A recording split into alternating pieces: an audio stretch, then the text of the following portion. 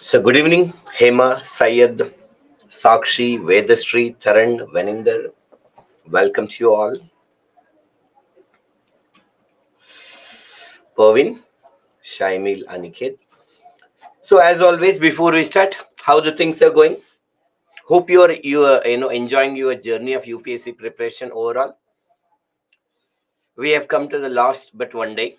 So tomorrow will be our last class of ethics, integrity, and aptitude. Then how is your going life journey, the journey of UPSC and other things?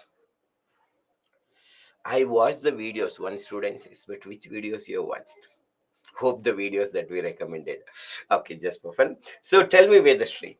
Uh, you have maybe gone through the video that is related to Shalini Rajneesh.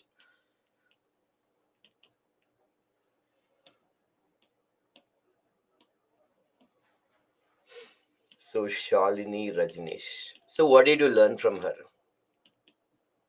And any other video that we specifically recommended yesterday, and what did you learn from that? Because you nowadays actually all these people who have mobile, they watch videos, and I'm talking about YouTube and other videos actually, and reels, and all. But what videos you have watched?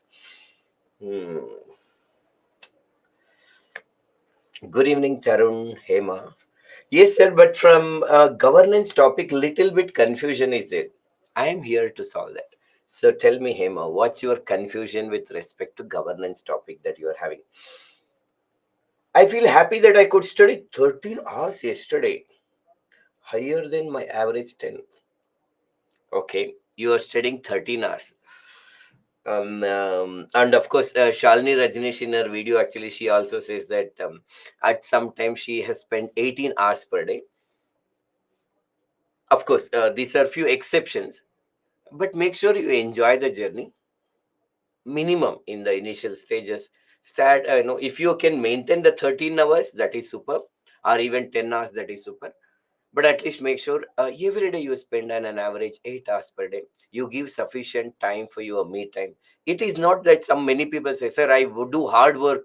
No, only the people who work in MG Narega, construction industry, they might have to do hard work actually, because there is no other option for them. And definitely, but they have to do, maybe because of so many factors. But this journey of UPSC is not about doing hard work, it's enjoying. If as a teacher I say, how you do hard work to teach? No, you cannot do hard work. You are just being natural. Okay, that's good. But it's a very good, Vaishnav, that you are able to study 13 hours. Make sure that you are able to recall it actually well. Make sure you have understood. If possible, discuss with like-minded person and try to explain them. One of the best method of learning is explaining to others or teaching others. And when you teach others, they will ask some further question. And unless we understand with clarity, we cannot explain others. You have to use some different words to explain them, and they will ask further questions and you need to answer. That's the best way of making sure that you have really understood it. So continue and enjoy that.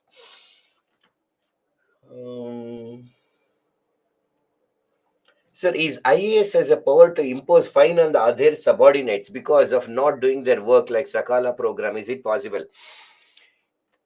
Is like one IAS officer cannot decide, but IAS officer can influence the policies. When the government has come up with an act actually which imposes fines for the subordinates, then they can do it. Just one IAS officer, I may take some strict action when they are not following orders or something. I may give warning to them. But imposing fine, one IAS officer or two IAS officer cannot take. There should be a act like Sakala or guarantee of Karnataka government Guarantee of Services Act of 2013. Like an act should be passed, and then they can impose a certain fine on them.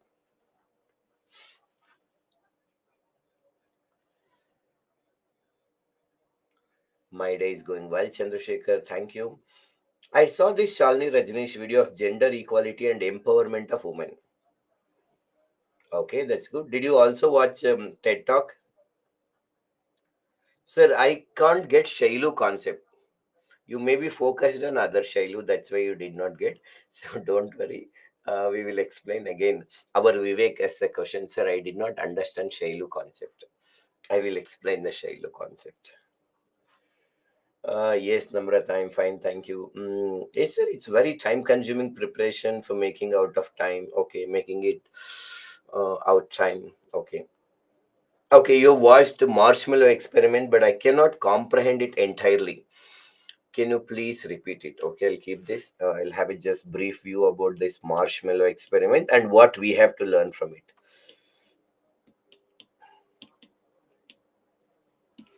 Okay, and then, sir, can't get Shiloh. Okay. Thank you, sir. I sometimes teach current affairs for my father and social. See, we have an aspirant who is actually teaching current affairs to her father and sociology to the mother. Hope they're also enjoying too. It should not be problem to them as long as they're interested, curiosity to learn, and if you are explaining in such a way that they are curious to learn, then you are doing super job. And again, any relationships that we are in or when we do something, they should also enjoy it, like even including the teaching. Sir, was the TED talk only? That was TED talk only. Okay, in the TED talk, okay, there may be another TED talk that she has given. Okay. Mm, Good evening. The new UCC imposed what you think changes. That will be discussed in our polity and governance classes and current affairs classes. Let us we stick so to our subject so that we'll complete it, Mr. Tharan. Sir, as I used to live in Sikkim, and because of heavy snowfall there, it is becoming difficult for me to remain connected to the network. Therefore, many a times it may show reconnectedness and audio visuals problem. So we are sorry for that, and that's a thing that is not in our control. And see what is the best that you can do, keeping the local conditions in the mind. What is the most strict action that can be taken by an IAS officer for their subordinates? Maximum you can suspend them for a term like 1 year. At that too, after taking permission from the appropriate authorities. Okay. Um, okay. If your parents are enjoying, super. Hello, Nandini. What's going on? You will find out, Mr. Karthik. Just Karthik joined and asking what is going on.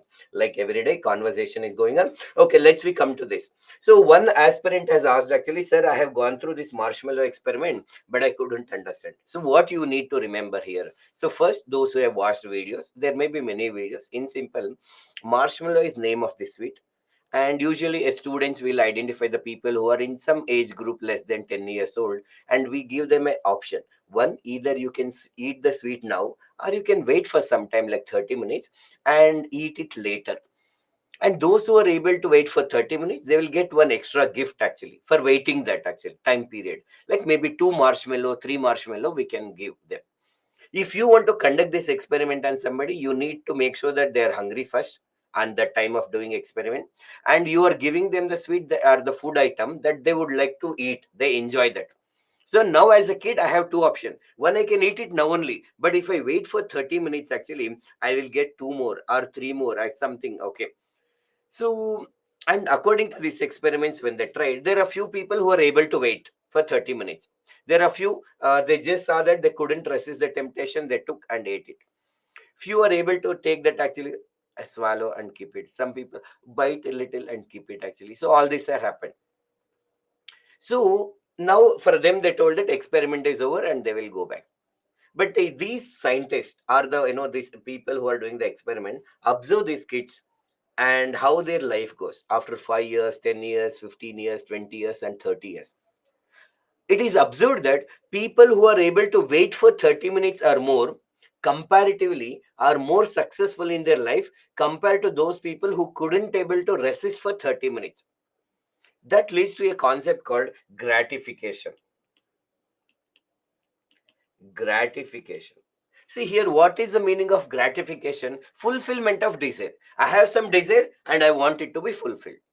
But I have two options. I can't wait for a longer time. I want now, I just want it. By hook or crook, I'll get it. So usually that's called instant gratification. But I know that I want this desire to be fulfilled, but I'll wait for a right time to get it and right way to get it. That is called delayed gratification. So those people who couldn't able to wait for 30 minutes are example for instant gratification, while those who are able to maintain that wait for 30 minutes or more, they had delayed gratification. And this delayed gratification is also a symbol of self control. At the age of 10, there is a food that I like actually is in front of me and I'm feeling hungry, but I should not wait. I should wait. Actually, I should not eat. That's not easy. That requires self control. And according to this experiment, those who have self control, they can successful in their life compared to other people. This is experiment which worked on most people. Many scientists do not agree with that actually and all, but I just to tell you that self control, having control over on us, I know what to do, what not to do, and everything. If we have can keep our desires in our control, and then it increases our chances of success. That's all we should know about marshmallow experiment. Let's start with today's topic.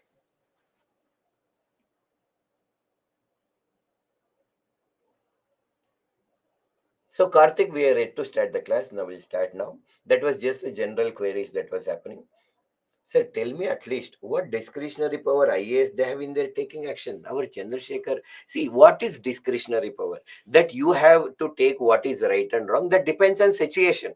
If some subordinate has done wrong, you can don't expect to do so many things. Actually, that's what I told. You can give warning to them. You can send a showcase notice to them. And if they have really violated your order, then you may suspend them. That's all. And what else you can do, or what is the discretionary power of free will, that depends on the particular situation. There is no one discretionary power all the people in all the situation. So based on the situation, you should take a strict action. You should love all the people including your subordinates. Don't always think about how to punish them. Also think how to correct them, how to motivate them, how to get the best work out of them, and think through empathy. Hope okay, Chandrasekhar. Okay, so today is not the last class, Amit. You have to bear with me for one more day, that is tomorrow. Okay, maybe he wants to know whether we can suspend permanently. Suppose you are thinking that no, you want to terminate your subordinate permanently. No, that's very, very difficult. 99.9% it is not possible unless they have done a very serious crime or a minus thing actually, unless they have done some criminal offense. So if you have any targets to, punish very brutally, that's not possible. Okay, so yes, but that's just for fun. Let's we come back. We have started our journey, with concept of ethics in governance on Monday, and 2 days we have discussed many concepts, and you should, if you have gone through that actually, and today's topics will become easier along with our knowledge that we are discussing from the day one. We try to understand what is governance and what is government, what is the philosophy behind this government, and some terms like efficiency, effectiveness, inclusive growth, sustainable development. What is corruption? What are the challenges of corruption? What are the consequences of corruption? Then we have seen whether non performance is a corruption or not. Then we come to this concept of transparency, accountability. And in while discussing transparency and accountability, we have gone through the Right to Information Act of 2005, Whistleblower Protection Act of 2014, and Official Secret Act of 1923 to understand transparency, accountability, and confidentiality. After understanding this, we have understood one important concept called citizen charter. What is a citizen charter? In simple, it's a document that is given by an organization, usually public organization, that talks about what are the different services that we provide, what is the standard, like in how many days they will provide, who is in charge of that, and if you are not happy with the services, whom you can contact. We have also addressed some issues associated with that, importance associated with that. After understanding this concept of citizen charter, we have come to this concept called as conflicts of interest. And we discussed that a conflicts of interest is a situation where suppose I have some personal or the private interest that is pulling me in one direction, while I have an official or the public interest that is pulling me in another direction actually.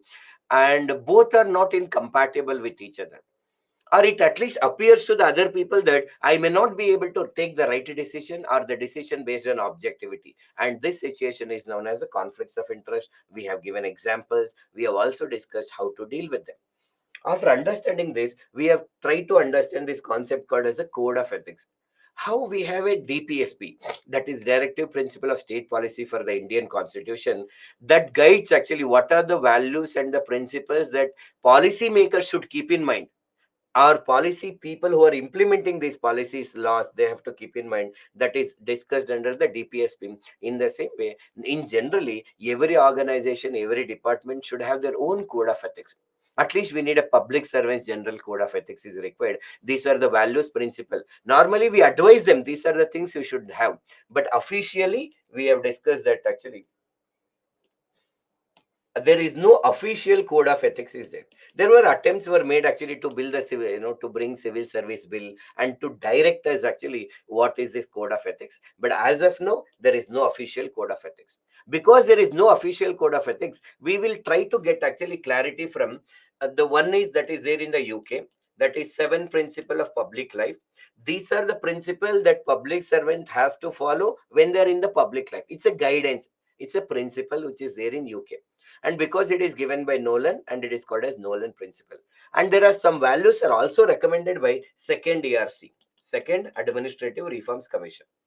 So these two we will study under code of ethics. Why are we studying, sir? When we don't have, we need a reference. If something, if it there, how it would have been. That is why we are studying. And as a part of this, yesterday we started with these seven principles. So selflessness, objectivity, openness, leadership, integrity, accountability, and honesty. So these are seven as a as the short form to remember, not in the exact order. We have given the term called as like Shailu. Shailu is not a like some new concept or something. In exam, you will not be using the word Shailu. Remember, you should not write Sohail, Shailu, and all in exam. This is just for you to remember those seven principles actually. So and those seven are these only in the different order. Mr. Vivek ji, listen. Here, Shailu means selflessness, honesty, accountability, integrity, leadership, openness, and objectivity. And what are those seven we discussed? Selflessness means when I am taking the decision, official decision, I should give priority to the public interest. That is selflessness. As a civil servant, when I take the decision, I normally with other people, we should not develop any obligation. In simple, so many people are ready to help us, give gifts us actually, or to do help to me, my family members, and all. The more and more we take help from the other people, we develop an obligation. When they come for some help, we cannot deny them. That is why you should avoid them so that you can maintain integrity and you are not getting influenced by those obligations that they've done. And taking the decision based on the facts and evidences is objectivity, and disclosing the information that he called as an openness, and being answerable for our actions because we have discussed in detail yesterday. And that is accountability. And just now we discussed actually conflicts of interest. When we face conflicts of interest, first we should tell that there is a conflicts of interest. We should not hide it and resolve it in the form of in favoring the public interest. That they call Nolan call it as, or Nolan committee called as an honesty. And then leadership, we should follow all these six principle above in our life, and be a role model to other people. That is known as the leadership. Shall we go ahead? Can I ask question on conflicts of interest? Who will stop you from asking the question? Ask.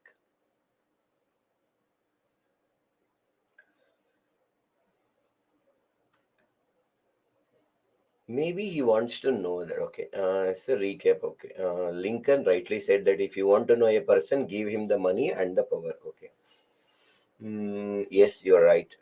So, who implemented Sakala program? IAS or its government project? See, Sakala is a government project. The government of Karnataka has introduced. But in order a policy to come, actually, there are many officers would have influenced actually. While implementation officers are there while making policy, normally we say politicians have taken the decision, or we say Modi government has come up with the decision, Sidramaya government.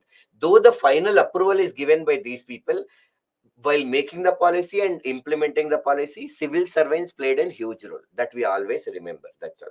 But the credit or the name goes to the CM or the PM who were in the power at the time of introduction of this act. Clear? That is applicable to any act, any scheme.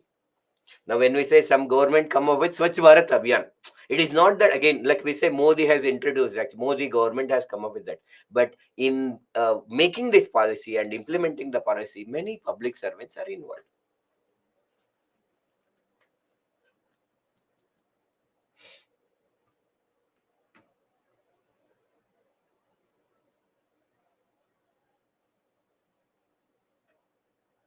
Sir, in a government hospital, doctor was checking his patients who were standing in the long queue. On the other hand, doctor was having his lunch time. At that time, doctor was treating one of the relative who didn't even stand in that queue. So it is correct actually. Now, first thing, it is a government hospital or the private hospital. Okay, you said government hospital. Now, for example, there were many people who are in a queue, and I have to treat based on the first come first service during the lunch break. Actually, instead of doing the lunch, I'm treating my relatives. Actually, that is still a wrong. Actually, you need to follow all the same criteria. During lunchtime, you should have a lunch only, because having lunch actually gives you extra energy and a bit relaxation, so that you treat other patients well. So during lunch break, actually, you are having, if there is emergency, in fact, you should skip your lunch and treat other people also. And if among the people who are in a queue, if there is somebody emergency who may be in the 10th in the queue, but still you should treat them. And just because of your relative, you should not treat them even in your lunch break, against the rule of queue. Okay, Kamlapal, hope you got the answer.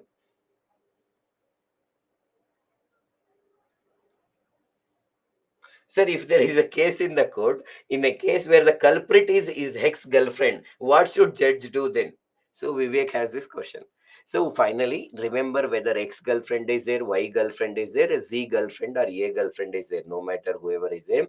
As a judge, if I feel that I cannot be able to take the decision with objectivity, if because okay, I have enmity, I may give a wrong decision, or I have still love, but is that is why you give actually good decision.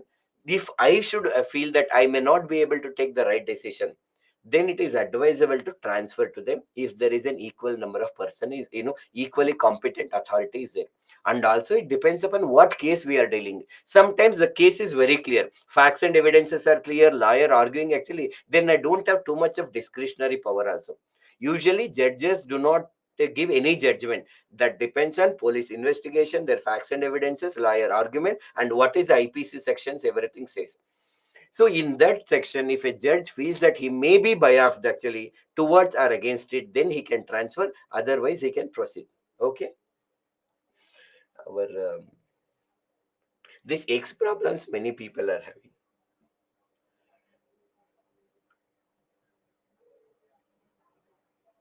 Okay, got it.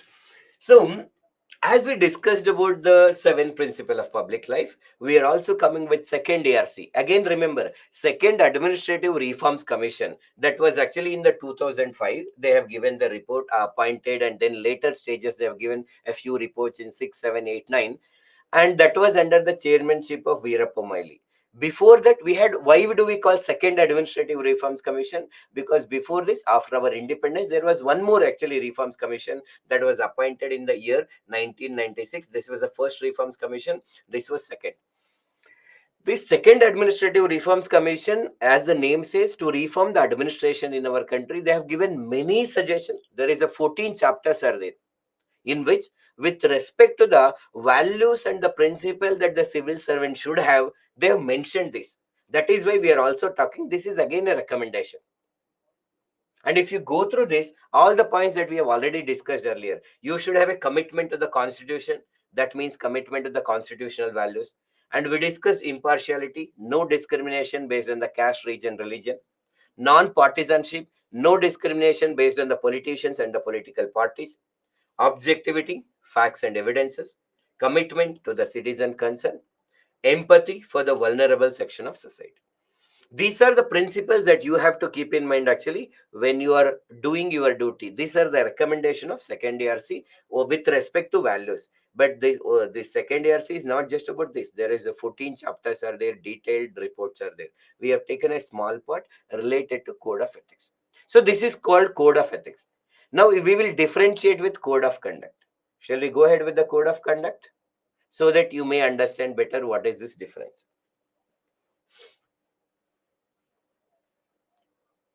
Chandrasekhar says, see, sir, I think conflicts of interest is same as dilemma. Is there is any similarity? There may be some similarity, but they are not same. First thing, all the dilemmas are not ethical dilemma. Like, just to give you a clarity before I go further, see, dilemma can be very simple. For example, I have it, I attended a workshop of two coaching institution, A coaching institution, B coaching institution. Shall I join A or B is a dilemma. I want to buy a book actually. Shall I order from Flipkart or Zomato?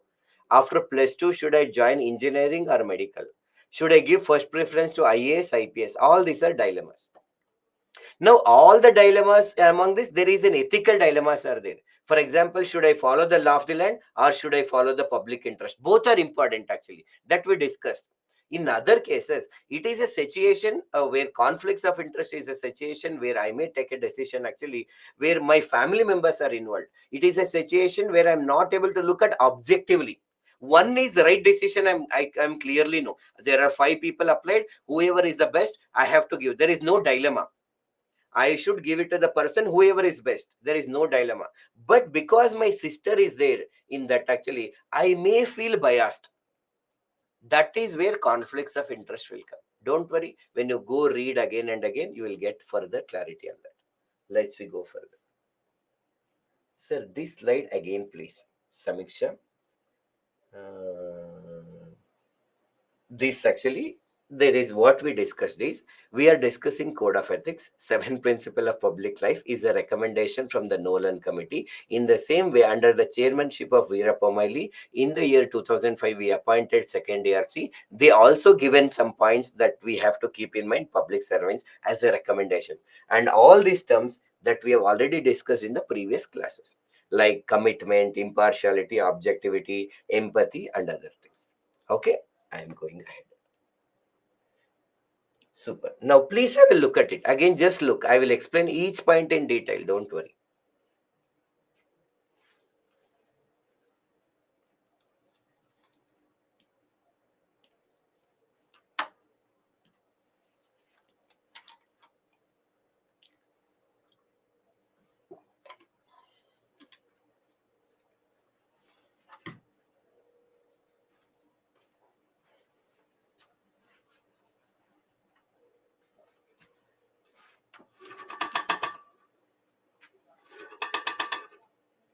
Sorry.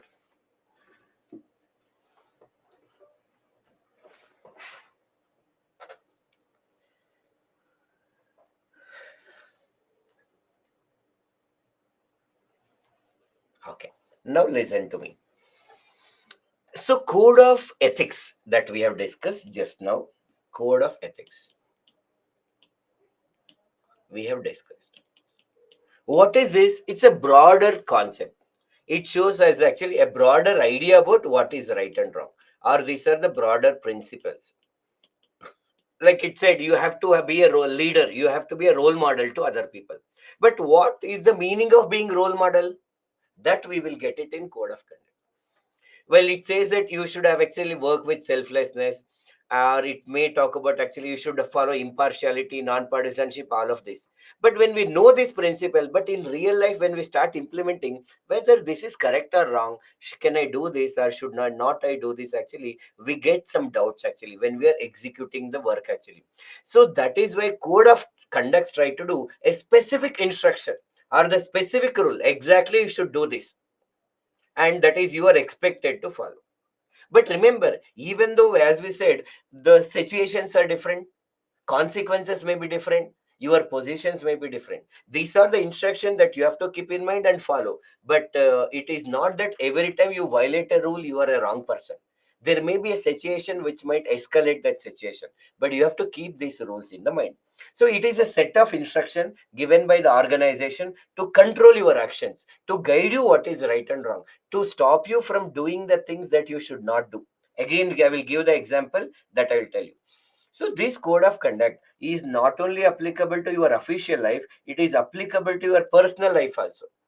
Now you will get more clarity. For example, there is a code of conduct for the public servant which says that as a public servant, I should not neglect my family members or the people who are depending on me. For example, if I'm not taking care of my wife can complain to the higher authority, and that is a violation of code of conduct.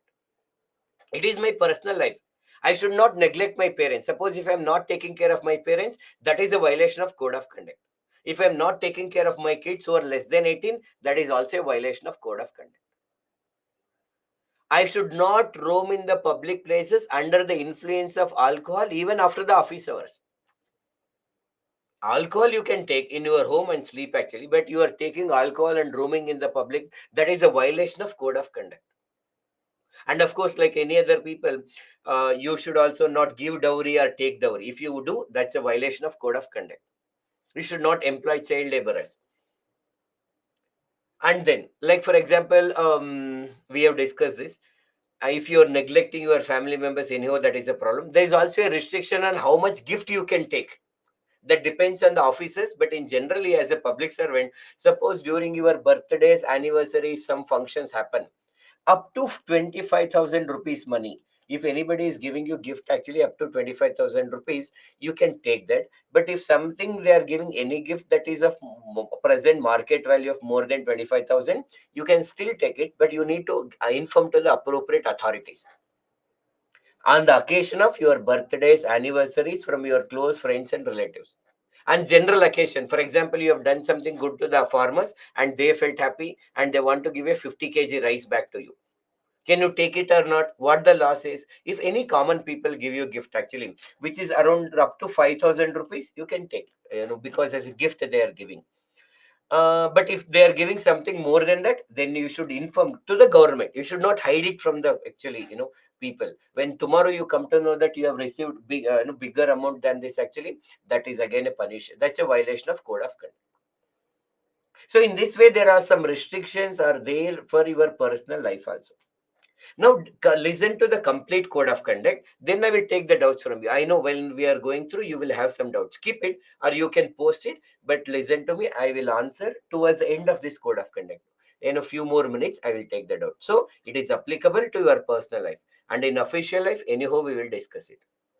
Now, sir, what happens if I violate? If I'm not taking care of my wife, will they remove me? No. Usually, what happens when you violate actually some of this code of conduct, a warning will be given. Higher authority will call you and tell you that, see, you as a public servant, you should not neglect your wife actually. But if I may, of course, the opposite is not true. But for example, if I am a husband, my wife is a government officer, I'm just doing normal duty. If my wife is not taking care of me, I cannot complain our senior officer. My wife is neglecting me like that. Normally, we cannot do. But as a male, if I am neglecting my wife, that's a violation. Normally, what they do, they may give a warning first. After that, also, you are not, they may consider taking a disciplinary action like suspending for you. For most of the conduct, usually it will set with the warning. And these code of conducts that is given to that, there is a different code of conducts for different services. For example, there's all India Civil Services Code of Conduct rules is there. Like you have an Indian Administrative Service, Indian Police Service, and the Forest Service. Actually, there is a code of conduct. Other than this, in UPSC, there are so many other exams related to the Indian, like Foreign Service, Revenue Services, Postal Services, all etc. There is a Central Service Code of Conduct rule of 1964 is also there, and from time to time keep amending. If you are curious to know, after the class, if you just type All India Civil Service Code of Conduct rules 1968, you will get 120-page document that will give a details. For now, you need to know something about it. You need to know something about it. Now let us we discuss some of the code of conducts that you have to follow. Once again, as I told you, doubts I'll be discussing soon, but please go through this slide.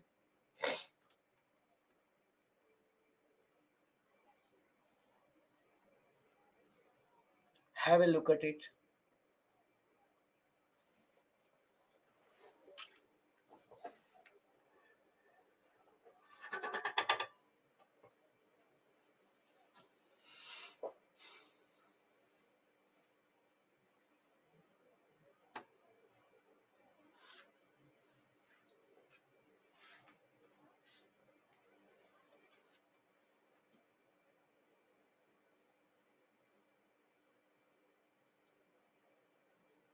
Okay, hope you have gone through. As I told you, I'll take further explanation later. The first one is respecting the hierarchy. listen to me. Okay, make sure you are listening to me. Some of you are having tea, snacks and all, actually sleeping on the bed. If you are sleeping on the bed, please sleeping on the bed, please wake up and use the chair and table. Actually have some white paper with you and start listening, and also keep writing. Make sure that you are active and listening to me. Okay. So first, respecting the hierarchy. Now, what is this lines of hierarchy is there? For example, A is the higher authority. Below A, there is a B is there. And below that, actually, B officer, C officer is there. Now, here B is the, if I am in the position of C, my B, who is B? My immediate authority. And A is called as an higher officer above my immediate authority. What is A? Higher officer above my immediate authority. Now, what is that? It says, I have to respect my higher authority. Acha. And any order is given by them, as long as it is legal order, I have to follow. If they've given me legal order and I'm not following, that's a violation of code of conduct. If you watch the TED talk of Dirupa, you have seen that one of her subordinate, actually she gave a legal order. There is one politician who has done something wrong and that politician has to be arrested. She told actually her subordinate and DYSP to go and bring that politician. But intentionally, deliberately, he will not bring him. He was saying to her that actually, madam, I cannot see him or something. But later she find out that this person was in contact with that politician who has violated a law. Then she has collected facts and evidences, submitted to the authorities, and made sure that he was suspended for 1 year. Now, if I have any issues, first I should reach my immediate authority. If it is not resolved, then only I should go to the higher authority above the immediate authority. And when they give some order which is illegal, suppose farmers are doing the protest, peaceful, no violence at all. I got an order from the higher authority, start doing the lathi charge. No, you should also not do. But when to do, when not to do, I also as a subordinate should know what is the law of the land. When what is the situation where you can actually consider for lathi charge and all, I should know. And when that is matching with my senior order, then I should follow. I should be able to differentiate what is legal, what is illegal. So what, as long as a legal order is given, I should follow that. This is known as respecting the hierarchy. Now, I am an higher authority and I know that my subordinates are correct. I am correct. No, I don't care for my subordinates. That is wrong. As a higher authority, I should make sure that it is not just that I have a dedication, devotion to the duty. I should also make sure that my subordinates are also ethical. Like my subordinates should show integrity and devotion to the duty. I may give motivation to them. I may give training to them. I may give warning to them. No matter what you do, you make sure that your subordinates are ethical. That's your duty as a higher authority. No. Suppose government has told me to that I have to do some census or vaccination program in the some days, but I don't want to do this. Array this sometimes I have no other option. If government says, higher authority says, I have to do as a subordinate. So I will think I don't want to do. There is a Ramesh who is preparing for civil service examination. Let me transfer my job to other person. He will do it. I will give my own salary to him actually, so that I no need to do something, some work that I don't like to do. No, I cannot do. If any work that is given to me, unless the official's permission or the legal permission, I should not transfer my job to somebody else. I must not engage a private person to perform my official duties. Suppose as a government employee, I am supposed to work from 9 a.m. to 5 p.m. I am in the non-executive post, actually some office duty that I'm doing. There is no work only are in the office. There is some slum area is there. Why can't actually every day I will go and teach? I am actually suppose working as a some officer, a government employee actually in a revenue department. I thought during my free time, let me go and teach. No, you should not do any charitable services or the social services during office hours. Before 9, you go. If you want to go, go and do it. After 5 p.m., you want to go and do it, do it. But in that office time, you are supposed to do office work only. Suppose I'm an officer. There is a farmer comes to me and says, actually, sir, I have this problem, sir. Please consider this. Actually, sir, I am in need of this. See, Mr. Ramappa, I told you that is not my department, Appa. So there is, please go to the another department, which is in the another area. It is not comes under this. Then, sir, I can't understand all of this, sir. Please, you only should help me. Are nonsense, you can't you understand what I'm telling? If I do this, that is a violation of code of conduct. Some staff come to me, and that I told him to bring the coffee because I was tired with so many things, stressed actually. And that person brings me coffee, and I tasted that coffee, but it was very cool. I throw that on that person and said, "Don't you have any common sense? Bring hot coffee." That's a violation of code of conduct. I need to respect to all the people. I need to show respect, courtesy, and cooperation to everyone around me. And of course, if I slap and beat my family members, also violation of code of conduct. You are have to develop that mindset. Suppose somebody violate, not wearing the mask during the corona lockdown, or roaming actually even after 10 o'clock. You got angry and slapped them. That is violation of code of conduct. You are here to serve other people. They are your masters, and you should. And remember, this should be there inside you. Normally, if anybody watches actually our class towards the end, actually by 8:30, I'll tell, thank you for your cooperation. Like, it is not drama, something that we do. Anybody who is providing the service, now I'm providing the services, I should be humble. I should have a great respect towards you. And the way we show the respect is doing our duty properly. It is not that like as a IAS officer you go and actually salute them, farmer and all. No, that may be inside you. That will reflect when we talk to them. When manager does something wrong, actually we keep quiet, but if some our assistant does, we scold them or slap them. That shows that we are disrespecting them. No, the inside you should have so much of respect actually, that will be reflected in the small decision that you take. So if you use some foul language or physical harassment or something, or even slap them, beat them, that is a violation of code of conduct. You should show respect, courtesy, and cooperation to everyone. Like, these are the, you see that specific instructions are given, what you should do, what you should not do. Again, you have some doubts, keep it, because it will be resolved in the next slide. Hope this is clear. If you have doubt, I will come back to this again. Now observe this also. Just go through this and see, is it making any sense to you?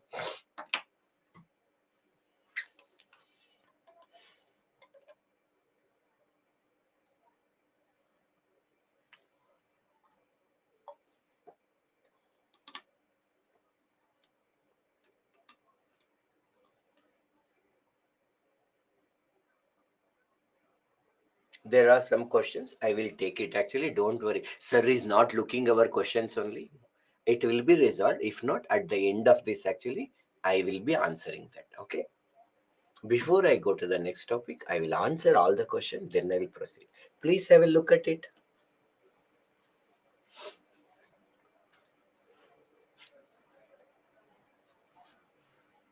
Okay. Now, what is this second point?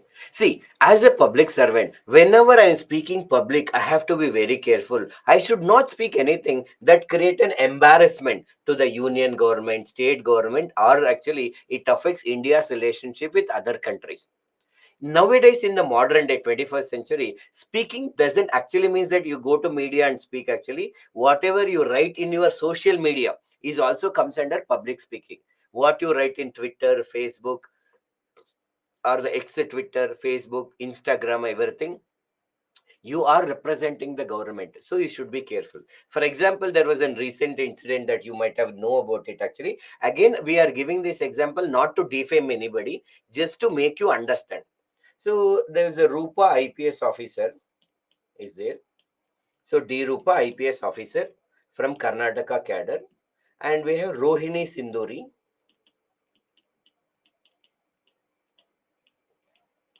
She is IAS officer from Karnataka cadre. So both are from the same cadre. One is IPS and IAS officer. Here, the IPS officer D Rupa considers that Rohini Sinduri is involved in some corruption, according to her actually. Now, normally, if you feel that there is corruption, what you have to do, you have to resolve it within the legal institution.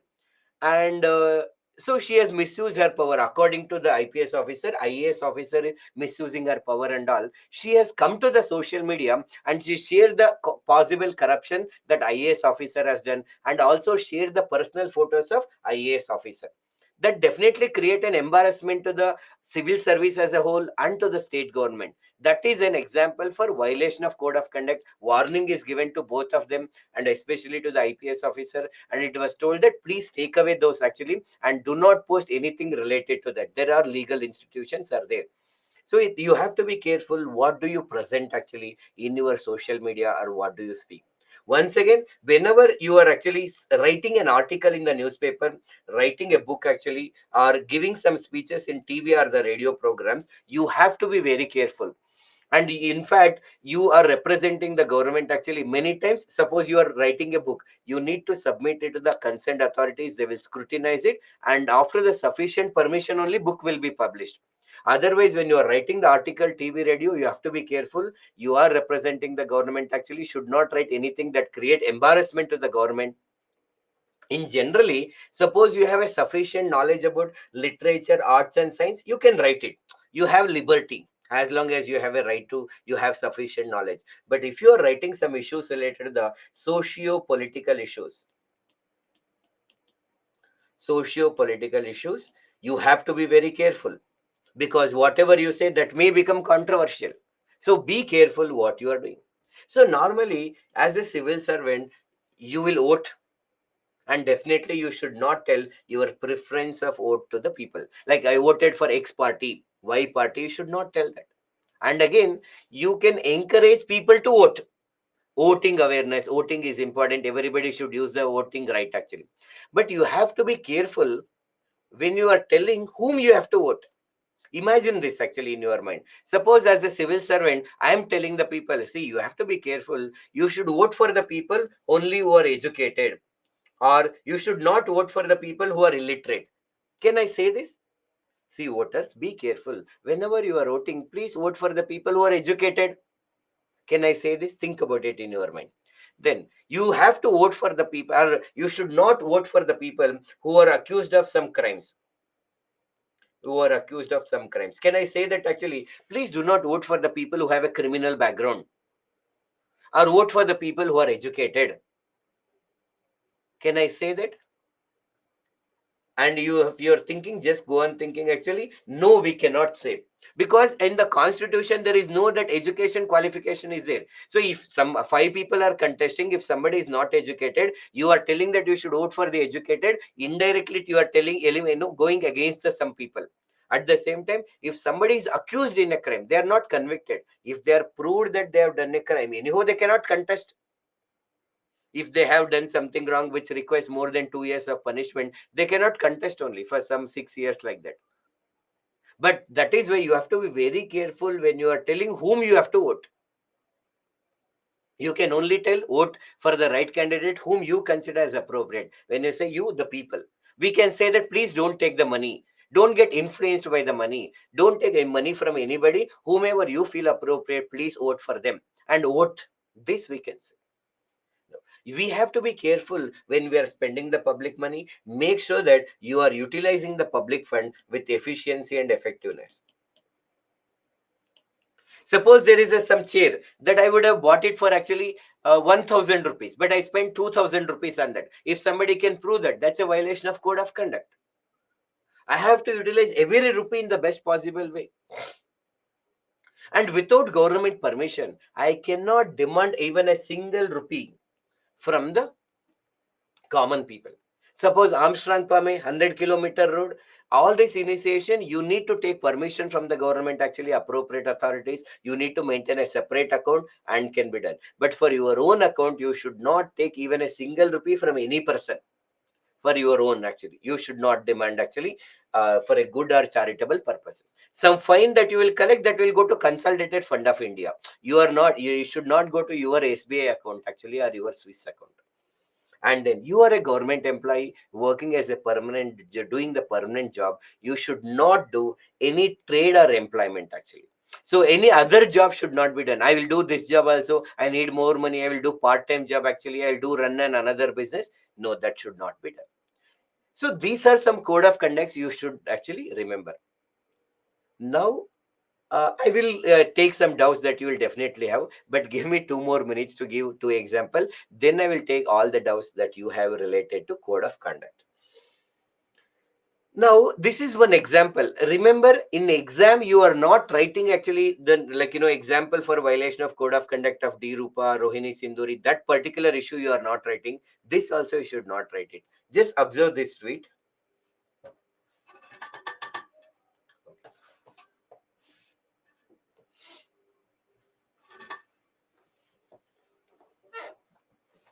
Okay, here one IAS officer called Shah Faisal has written in a tweet actually, the patriarchy plus population plus illiteracy plus alcohol plus porn plus technology plus anarchy is equal to Rapistan. So again, this it is public speaking, and like suppose he mean to say the Hindustan that we are having, if all this thing increases, it becomes Rapistan. This is not considered to be the appropriate word that can be used by an IAS officer. This is an example for violation of code of conduct. Again, I'm highlighting you. You should not write this specific example in the exam. This is for you to understand only. Okay. So one of the notice is sent to him that he has failed to maintain honesty and integrity in the discharge of his official duty and acted in a manner of unbecoming of a public servant. This is one example of violation of code of conduct. They might have done very good things, but you have one small mistake actually can create a damage to your reputation. One more example. See what is wrong here. Yeah, still he is serving. The code of conduct violation will not eliminate you from the job. It's only warning and some disciplinary action. Look at this tweet.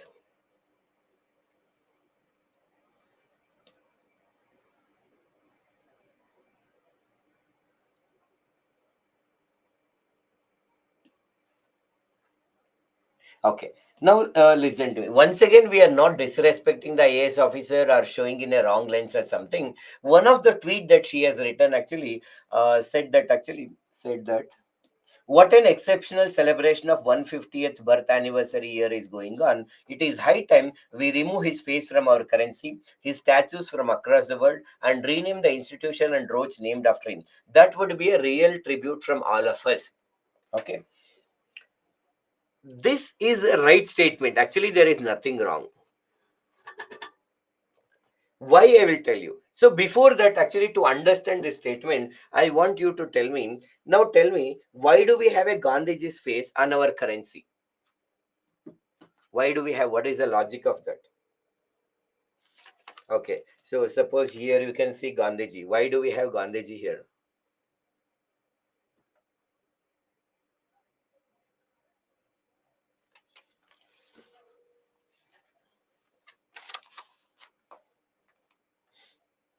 Because he is the godfather of India.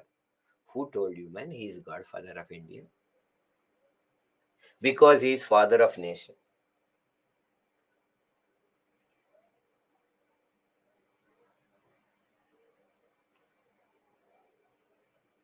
Okay. Now, normally the married women have some actually Mangal Sutra. You know that Mangal Sutra. Why do usually women, the married women, have Mangal Sutra on them? Can you think what is the logic behind that? Just try to think why married women have Mangal Sutra, and why do we have Gandhiji's face and the currency? Why some statues of Gandhiji are there in across the world? All has same answer. That is why. Why do the some of the roads are named as MG Road? That is Mahatma Gandhiji Road.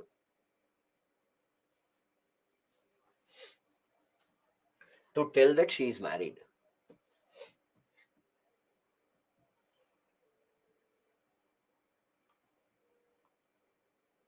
To show respect. To memorize him. Women wear same Mangal Sutra as a symbol of bondage. We have Gandhiji photo because he gave us freedom.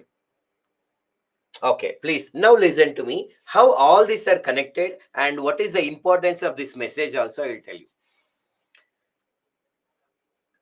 Okay, listen to me. So we have the Mahatma Gandhiji's face, actually current photo in his currency, because whenever we see that currency, so whenever we are transacting that money, actually, so give it to money, like we see the Gandhiji, and okay, we should recall the values that Gandhiji has given to us, maybe the truth, non-violence, and Gandhiji's talisman, the Sarvodaya concept, actually, welfare of all the people, Rama Rajya. If you know so many concepts that he has given, we need something to remind us. That is why it is required.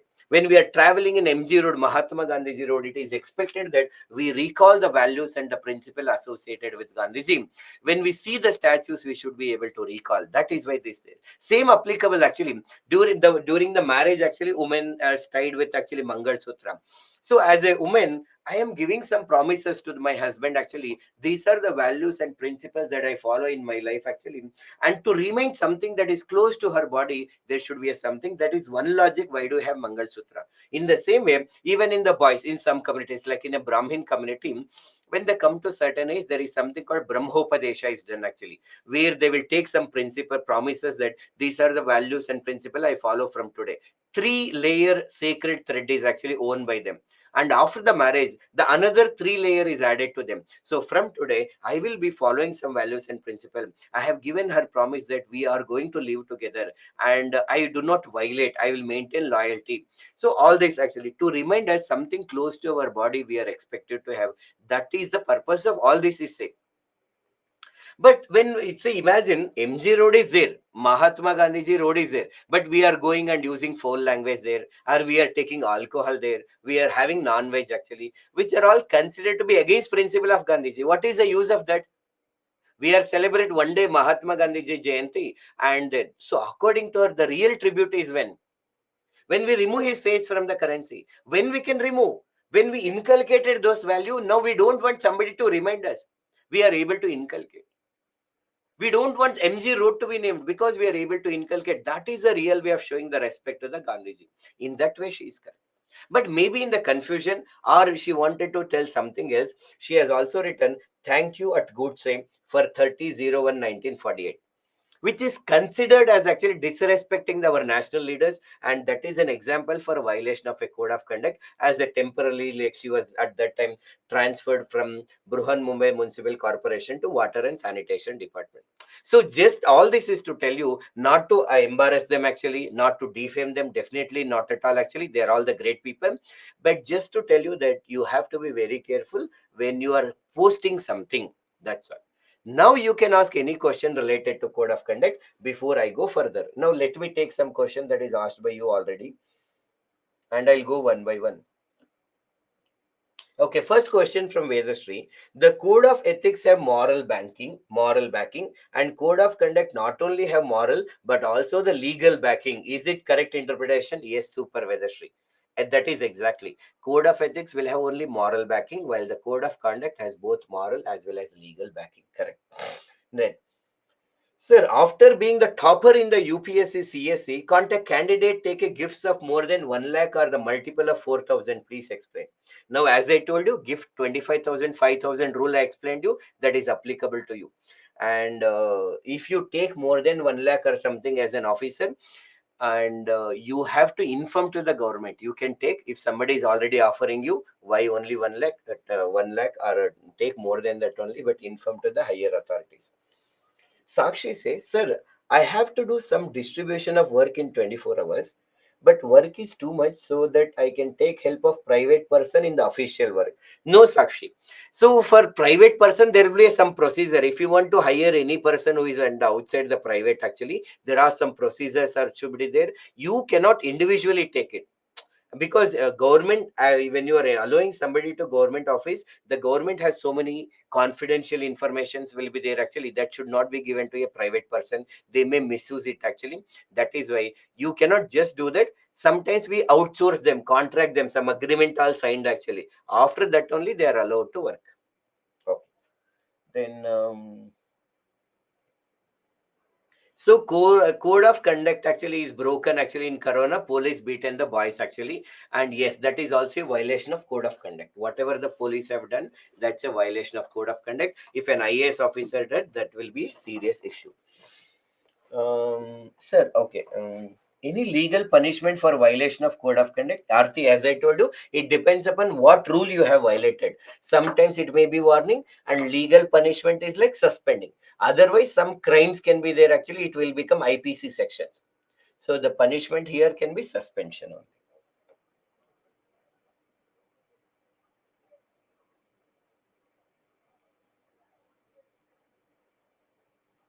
Demand funds from whom, money not to use it actually. So Chandrasekhar, you as a civil servant, unless government tell you to collect some money at individual capacity, you should not collect even one rupee from anybody for even charitable services. For example, some okay, flood is happening in Kashmir, let us we contribute, I'll keep one dabba, that is box, please contribute here, I will give it to Jammu Kashmir flood victims or something, and Manipur violence victims. No, that should not be done. Sir, like Pame constructing the road, from whom they have to take permission? Their higher authorities, maintaining the transparency. So even you violate a code of conduct, you can still continue to serve. Gandhiji has played a very important role, but along with Gandhiji, there are other great leaders also have to play an important role. Now we say Modi government brought Swachh Bharat Abhiyan actually, or that actually. It doesn't mean that the only Modi ji is doing. We are able to reach, for example, fifth largest economy during this time. It doesn't mean that only one person is doing. There are people are doing, but we need one person to represent. That's why we consider Gandhiji for that post. That's all.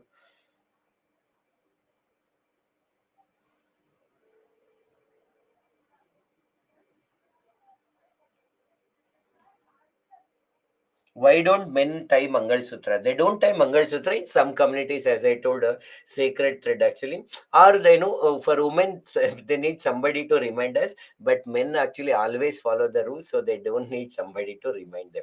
That is why some people don't wear it. Not only in Brahmanas, also in Kshatriya. Yeah, I told in some communities. One example I've taken, along with Brahmins, many other communities are also this practice is done.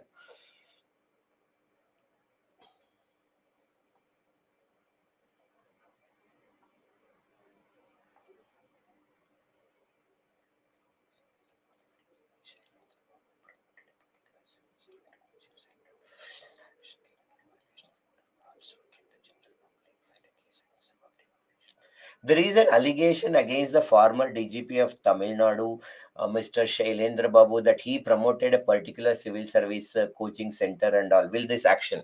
Now, who has promoted? Why they have promoted? What is the logic? We need more information. Within the, we cannot answer without that. Can a common people also complain? Suppose if an officer has done a something wrong, and you can complain to the higher authority, they will see if there is a violation of code of conduct, and they will take appropriate action. If any misbehavior from the official, yes, we can complain to the higher authority. They will consider and they make it will be a violation of code of conduct. Code of ethics is a broader principle, Amit, as we have been telling. It says you should have impartiality, non-partisanship, objectivity. But code of conduct consider the some specific situation, and they will tell you how you should deal in the specific situations. Like vote, you should not tell the preference.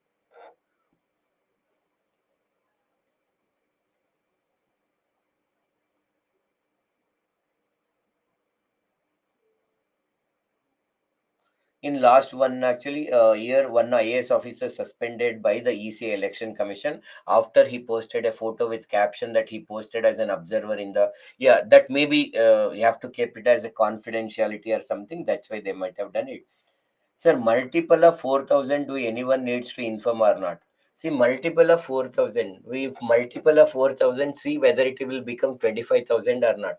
I told you, suppose after 25,000, actually, you need to update. Sir, can I tell? No, do I have to tell 24,000? Do I have to tell 30,000? If you ask, how is that, Vivek? See,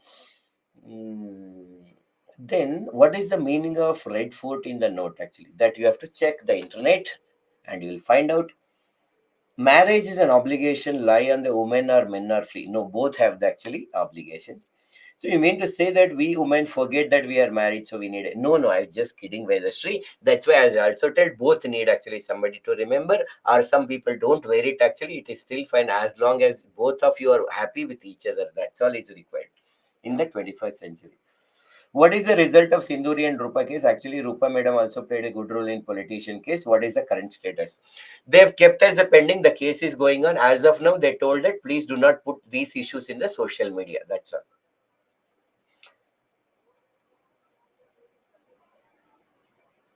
Code of ethics may be inside that we have to follow. Code of conduct is an outside behavior. Yes, both that is also the right interpretation. Okay, friends. Hope the things are clear. Now, as you, I thought somebody will ask. Actually, as you did not ask, I will only ask you question. Suppose I am a civil servant now. Now, but can I act in the movies and cinemas? Can I run YouTube channel actually of my own and earn the money? YouTube channel and earn the money. Can I participate in actually some fashion shows or some shows actually, maybe like fashion show or something? We'll take it actually fashion shows and earn the money. Can I take classes actually for aspirants and earn the money?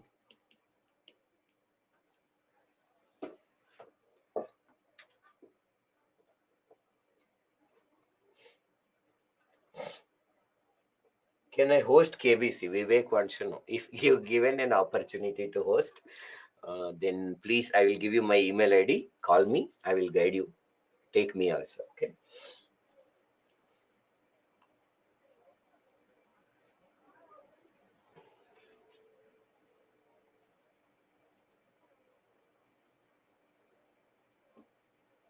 Okay. Now listen to me.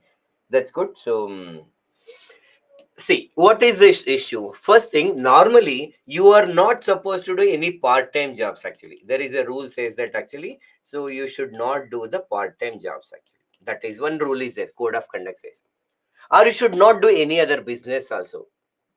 Now here, what is the intention? Why you should not only know the rules, but you should know the intention behind it. As a civil servants, actually, we are spending 8 hours per day, and we are sleeping for 8 hours. Actually, we have another 8 hours that we have to spend time for ourselves and our family members and all, so that we are happy. And then next day when we come, actually, we can do our job properly. When you are already earning money, 8 hours you are doing, you are going to the part-time job. It lead to the stress. You are a human being, you need some test, rest, relaxation, family time, me time, everything actually. That is why there is a code of conduct which says that you should not do this part-time jobs. Now what about this actually? Usually all this, like, acting in movies actually, cinema, serials, YouTube channel, actually you are giving, sharing your experiences, fashion shows, actually taking the classes and all for the aspirants, they may be considered as hobby. When I say hobby, when I, like, acted in a movies and all because we like to do that actually, or when I like teaching actually, and once in a week or something when we do it, what we do when we full do our hobby, we are getting more psychological energy. Physical energy may go away, but we feel more happy, we get more content, we get more satisfaction. That it gives in fact extra energy to do our other duty. When we come do our work and meet aspirants once in a week and actually share our practical experiences and all, and that gives me extra energy, and we share it in a YouTube channel actually, that gives us an extra energy. All this can be done as an hobby. The intention of this actually is not, should not be earn the money. You should not do any of this with intention of earning the money. You just love to do it, and doing any of this should not compromise with your duty. Duty is first actually. Normally, now, sir, how to differentiate whether they're doing it for earning the money or for a passion? As long as you are not compromising with the duty that you are supposed to do, and nobody is complaining that you are not doing any your duty properly, then you are allowed to do it after the office hours actually. And you should not actually, for movie shooting, certain time is there actually. So I will don't go to office. I will go. No, that's wrong. If you are acting in a movie, if they are ready to change their schedule and all for your own convenience, only then you should act it. So duty first. Along with that, you can continue hobby. You should not only know what you can do, but you should also know the logic behind it. Are we clear?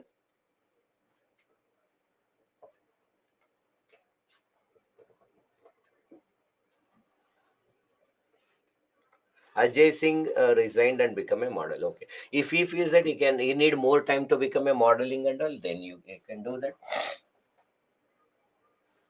Yes, yes, Aniket, we have seen.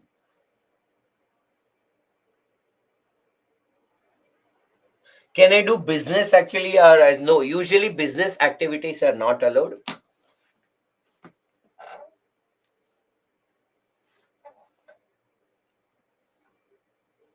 So we can or we can't. I told you, no, you can. You can do all of this, but you should not compromise with your duty, and then you can do it. Okay, Vedashri? Can we get a chance to meet your favorite celebrities? If that favorite celebrity is ready to meet you, then you can meet them. After duty, can anyone shoot advertisement for modeling? Yes, you can shoot, Vivek. You have any plans, you can do it.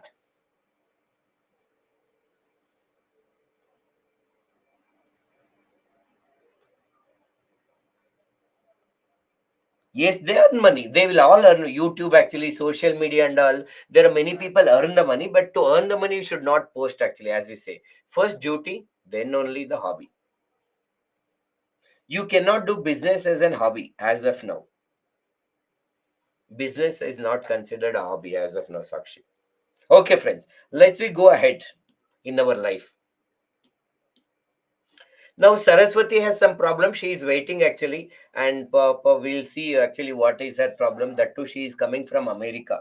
We are sitting here only. She is waiting there actually. Yes, Saraswati ji, we are coming. Pavitra has some issue. Sir, why can't an IAS or any other bureaucrat do business? Because you are already doing a job, no, 8 hours. Why do you want to do business? The purpose of business is only to earn the money. That's why it is called business. Why do you have to earn money? Government is giving everything that is required. Okay, Pavitra ji, think about it. But let us say talk to Saraswati, and then if there is anything, exact reason, like normally business means profit. It is done so to make profit only. Any business is done to make profit. Well, teaching can be done as a hobby, as a passion. Understood? Okay. Yes, your family members can do the business.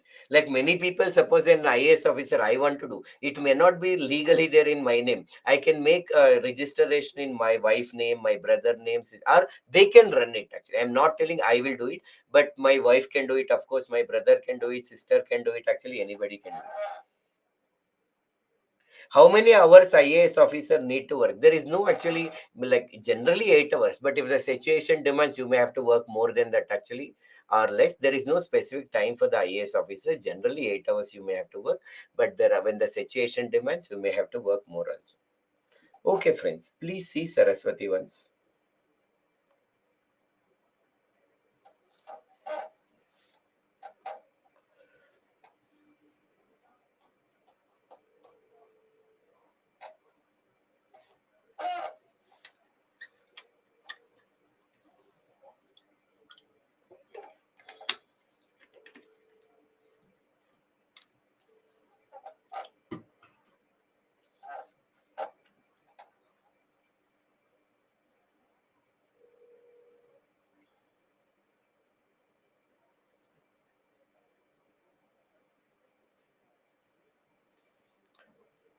Hope you have done. Now, before I go into the Saraswati, we'll take two more questions.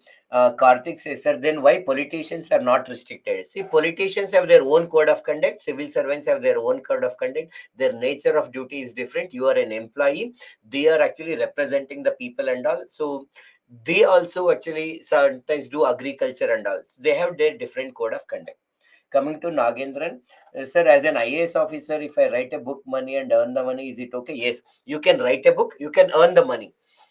If you are earning the money by actually your administration knowledge and all, you may have to share some profit with the government also. But if you're writing a book on arts, literature, other things, you whatever the royalty that you are getting, it is up to you. You keep it. So you can write a book and earn the money. You can write articles for magazine and earn the money. You can start YouTube channel and earn the money. All of this can be done. Yes. So now what is this issue, Saraswati? So Saraswati, Who is she? She was working in the USA, successful IT professional, but she want to do something for the country like India. So she has come for India to start an NGO and non-governmental organization. Her intention is to provide the modern education at very nominal cost. Hope the things are very clear. Now, please see this on your own. And after this, try now they're asking some measures. I want you to think about measures. At least five measures you have to give actually to deal with this problem. Please read, understand. I'm opening this chat for the public, and please answer the questions or the points related only to Saraswati now.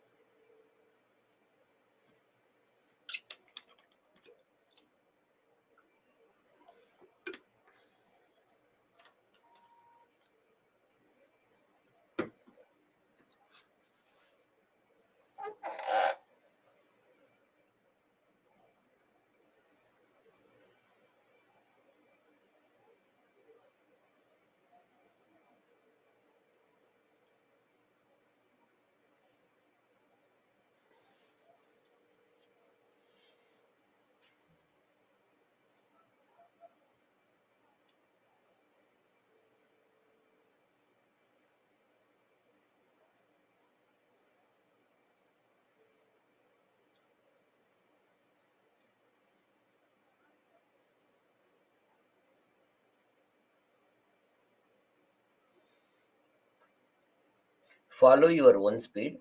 Once you have given your opinion, please observe the points from others. If you feel they are relevant, note it down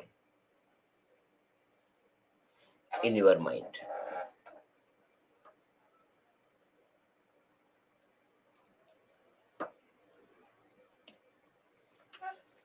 I'm observing your comments, so please go ahead.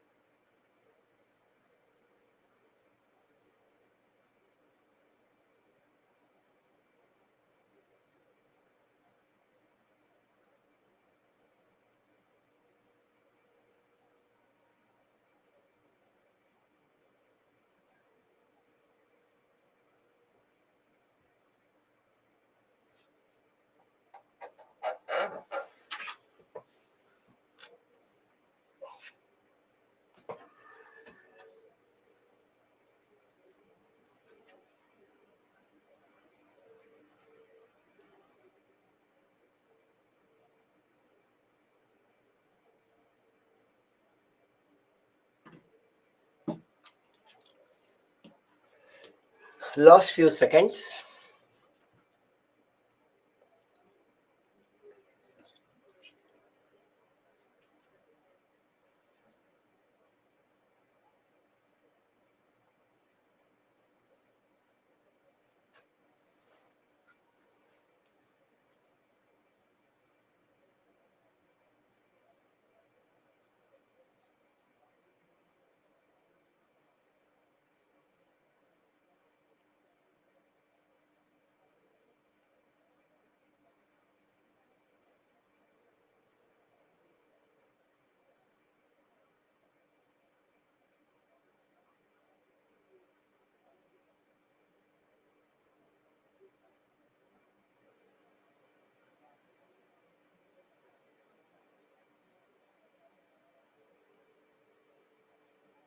Super, friends. So many of you have given the right answers actually. Just we will give clarification so that we'll tell how you could have written the answer.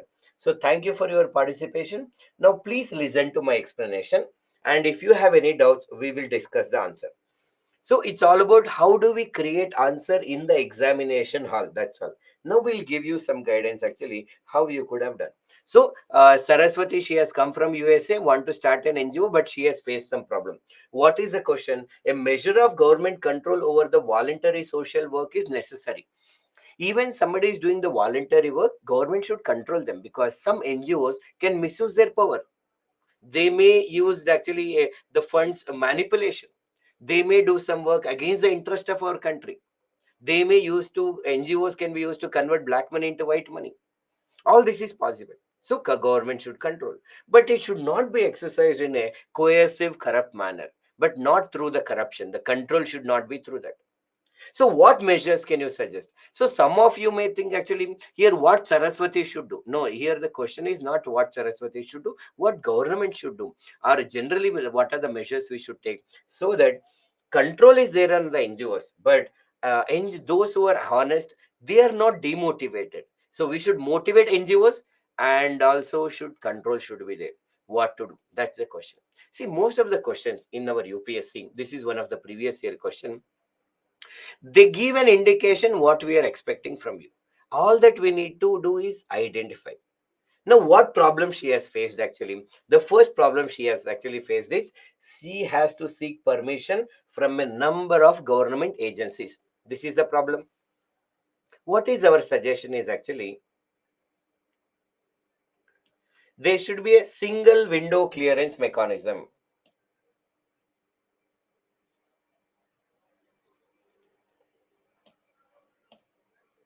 So single in GS governance actually when it is discussed, you will study something like this. So single window clearance mechanism.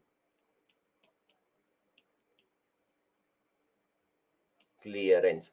So what does it normally if I want to take permission for an NGO or actually industries, we need permission from different people. I will apply, okay, get sanctioned, then go next time, then go next time. No, it should not happen.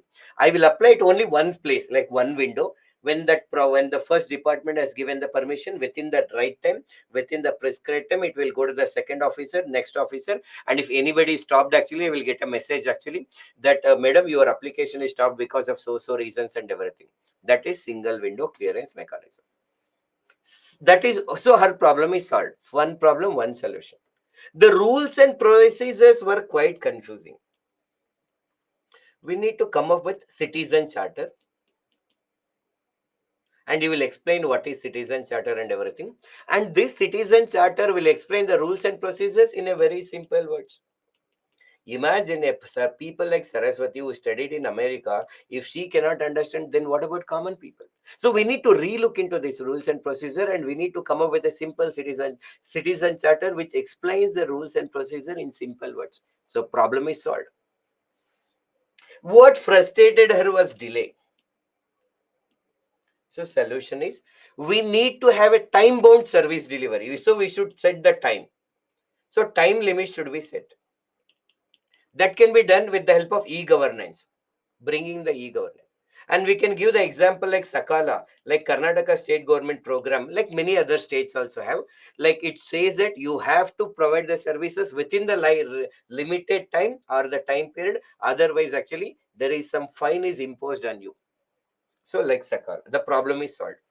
The callous attitude, next problem they are faced is actually the callous attitude. That means their as attitude of actually not caring for the people. So that is why in a government organization we need to create healthy work culture.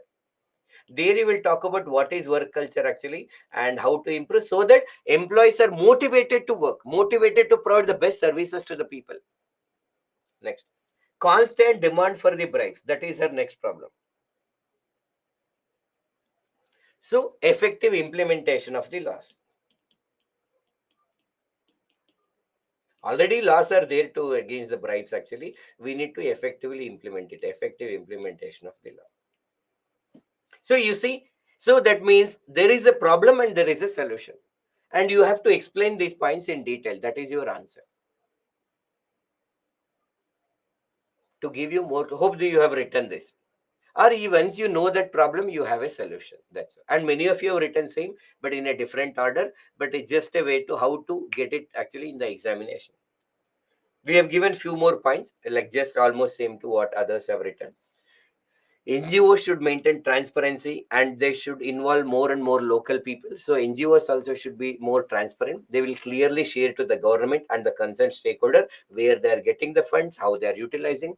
In the process of decision making, let involve the people. And for delay, there is some solution. Callous attitude, there is a solution. Bribe, there is some solution. Some more points. Now, are we okay with Saraswati's problem? Any doubts? Yes, some other related points you have given, all are also fine. Anything contradictory you have a point, you can mention. Otherwise, we will go ahead.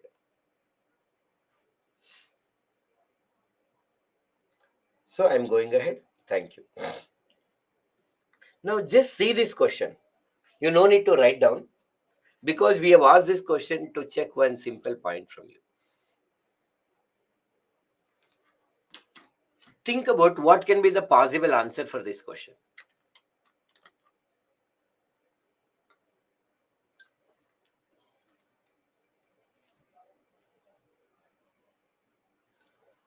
So Sakshi has a statement. Sir, see, sir, how many people are helping Saraswati? Now she doesn't feel frustrated. Yes. So we need people like this aspirant, whoever is answered actually. If these people can become, civil servants, then Saraswati will not face problem.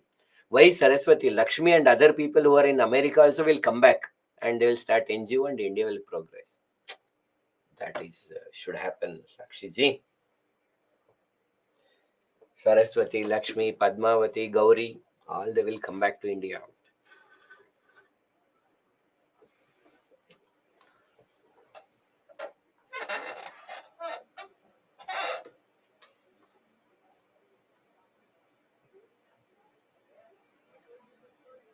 Why don't upcoming program are not same as Sakala? Every program will be different. It depends on people demand and politicians in the power. Right. It finally we will get what people demand it.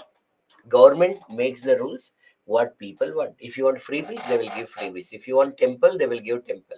If you want Sakala, they will give Sakala.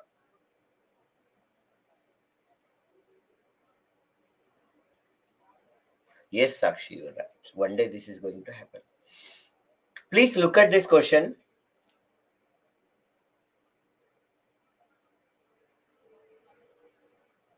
Okay, now listen to me. Why we ask this question?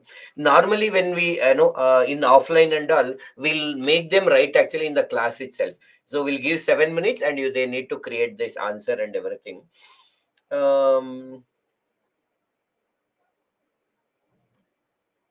Okay, but listen to me. When we give this question, actually good governance and all, some students actually write, sir, according to the World Bank, or the question says the World Bank, this is the good governance. United Nations, this good governance. According to Gandhiji, ethical governance is this. According to Kautilya, ethics is governance is this.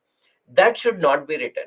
See, this question is not asking you what is United Nations saying or World Bank saying, Chanakya is saying, Gandhiji is saying. They are asking what do you understand by. You might have studied from any source, but tell me, according to you, what is governance? So governance should be a neutral. It cannot be good or bad. Just you have to explain what is governance. Then you include some good points among whatever we studied from the last 2 days. And then when you say ethical governance, much better points you include. Some points that other students have written in good governance, you may written in a ethical governance, and ethical governance may be written. That's okay.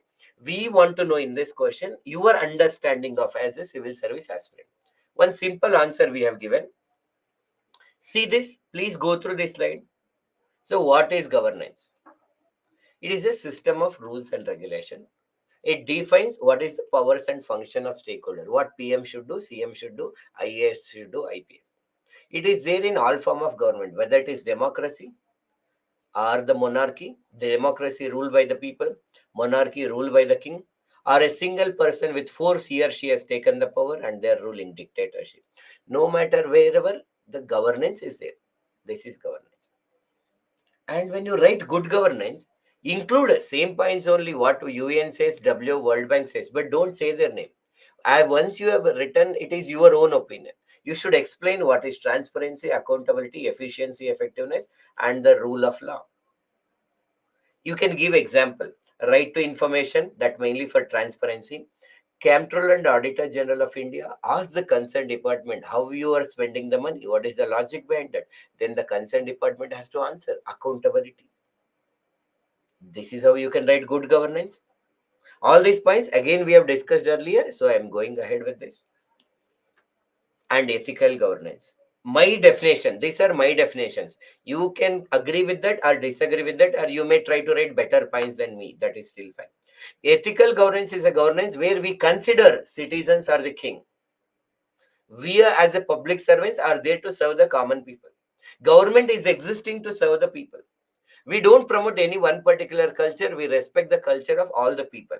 That is where we focus on inclusive growth and sustainable development, where the diverse section of society participate in our journey.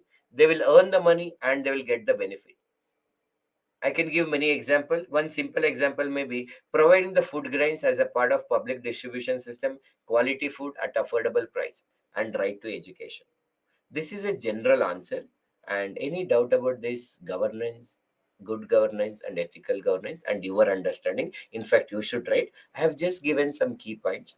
You may take some points, and if you don't agree, add some more points if you want it. Please show previous slide once. Which particular, what is the heading, Vaishnav? Why first one? Yeah, please take the first one. Take the photo. I'll give better post. Okay, I think this is correct. Once first one is done, okay, please who want take second one. Vivek wants to read his comments. So others are also have written. You have also written good points. But if you have any contradictory opinion, tell. Otherwise, whatever you have presented with other people, it is good, Mr. Vivek ji. Yes, I am reading your comments. I will crop you. Very bad. Some students crop me and remove me, it seems. They keep only content. Cheating, this is. I never expected this from you, Karthik. I will not have dinner today because you are hurted my sentiments. Very bad. In ethical, can we write not only India grows, but Indians should grow? Yes, we can write, Sakshi. That's a good point. You can write it.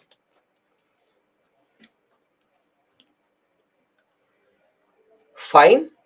Shall I go ahead? I'll give my email ID tomorrow. Tomorrow is our last class, Mustafa, and I'll be giving you. Okay, so if I say fasting, again, one student has an answer. Sir, Gandhiji told fasting is good, but don't eat it. Arey, don't have concern for me. Tomorrow morning, I have to wake up at 4 and take morning class. You are telling not to eat food also. Okay, all are selfish people. No empathy only. So for these questions, Chandrasekhar, you don't need to write actually introduction, conclusion, and all because they ask what do you understand by. You can just start with governance, good governance, and ethical governance. Or in generally, governance plays a very important role in the development of the in the development of country. In order to fulfill the aspiration of people, we need to make sure that we are we will understand these concepts clearly. So then you will write this general definition you need to create. The governance plays a very important role in the development of the country. In order to get more clarity about this, we should be able to differentiate with these terms and A, B, C explain. So every country may start from the governance, but slowly and gradually they should move towards good governance, and they should try to reach this ideal called ethical governance. That can be your conclusion. You may create it, otherwise write it. Both are fine. Mustafa says, Sir, I saw your blog. That is a great stuff. You are doing a lot for aspirants. May Almighty bless you. Thank you. We'll be keep adding actually every time.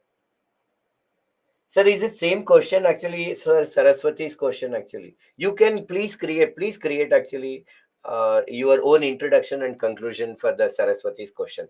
In Saraswati question is different where you talk about, you can talk about NGO. What is NGO and the role of NGO?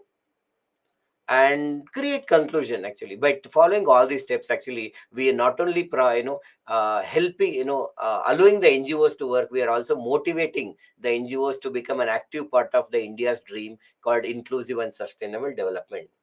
So don't stick to any particular introduction. Once you start understanding, going through some introduction conclusion, you should be able to create. So there is no blog, Sakshi. I have only blog actually. So that is Ethics and Essay by Shri. The name of that blog is actually Ethics and Essay by Shri. Shri is Srinivas. Okay, let's we go ahead. We will discuss one topic, very important topic, and that is utilization of public fund. Now tell me, what is public fund?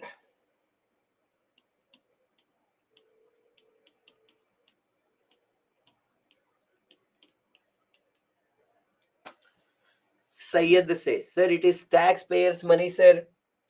Karthik says, sir, it is people money. Vivek says, the money from Consolidated Fund of India.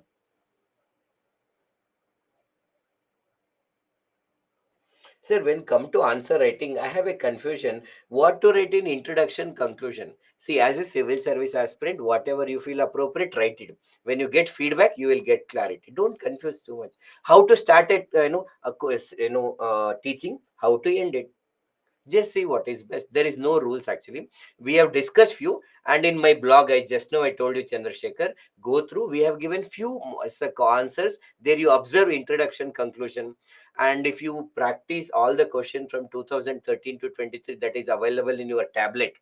Ethics previous year question.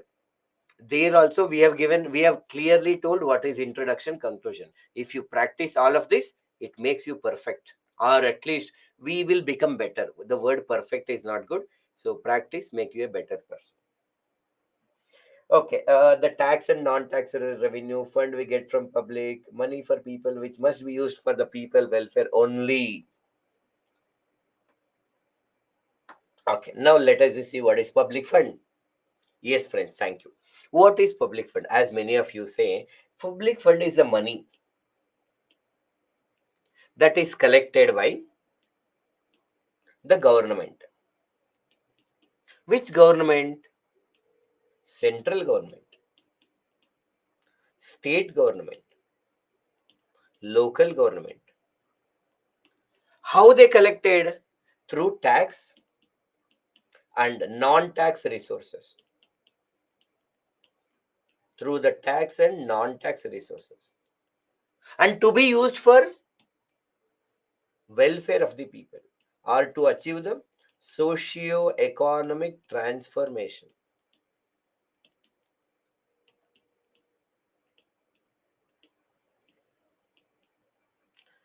So public fund is the money that is collected by central, state and local government through the tax and non-tax resources, and to be used for the socio-economic transformation. Tax, we pay direct tax, indirect tax. Other than tax also, government collects resources from other places. If you'd have gone through budget, in simple, for example, they collect the fine. If somebody traffic rule violated, fine, non-tax resources. Public sector undertakings, PSUs are making profits, that goes to the government. We are allocating some coal blocks, we will get. So in this way, there are some tax and non-tax resources. All that money is called as public fund. If we utilize this public fund in a better way with efficiency and effectiveness, we can achieve our dream called inclusive and sustainable development. Proper utilization of this lead to inclusive and sustainable development. But there are two problems are there with respect to utilization of public fund. One is misuse of public fund. One is misuse. For example, there is a bridge called Aguwani Sultanganj Bridge that you are seeing here in the picture. Where is this bridge is there? In Bihar. It is being constructed over the Ganga River. When did we lay foundation? 2014. We planned to complete by 2020. Earlier we thought to complete. But it was going on, going on, going on. With an estimated cost of 1,760 crores. Where this money coming? Public fund. But in the 2022 April, this bridge collapsed. Some major portion has fell down. Why it is fell down? There was an investigation and they told that the people who are constructing this bridge, they were using the poor construction material and the cable stand that they used was also loose. Okay, we constructed again. That loss is loss actually. Again, we spent the money on all this public fund and all. The same bridge collapsed again in the June 2023. And IIT Roorkee come up with a report. Why this happened? They told that actually there is a defect in the design of the bridge. This is one example like that in newspaper you are seeing example for misuse. Like UP marriage fraud case. Like that is a UP fraud, no, UP marriage fraud. So UP marriage fraud case actually. Like recently we discussed in the yesterday's class, no. So that is also misuse. This every day you observe in the new or when you are observing, you will come across. Try to collect one more example. For example, one is this is one example for misuse. Sir, can you respect a repeater? You want definition of public fund, Gayatri? Please see this. It is in front of you. Amit, how did you get my email ID?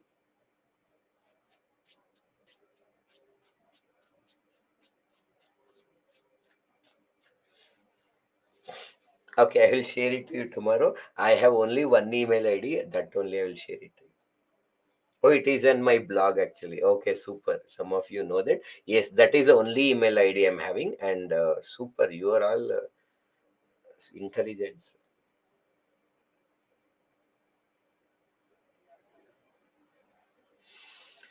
So Gayatri got it. The definition: the public fund is the money collected by central, state, and local government through the tax and non-tax resources to be used for socio-economic transformation. Super. Now this is an example for misuse.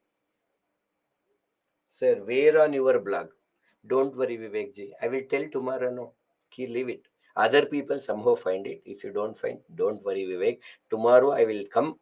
If I'm alive, definitely I'll come and I'll give you my email ID. Now, please focus on Ganga Bridge collapsing. You are worrying about email ID, Vivek. What is this? As a civil servant, Ganga Bridge is collapsing. The bridge over Ganga River. Focus on that.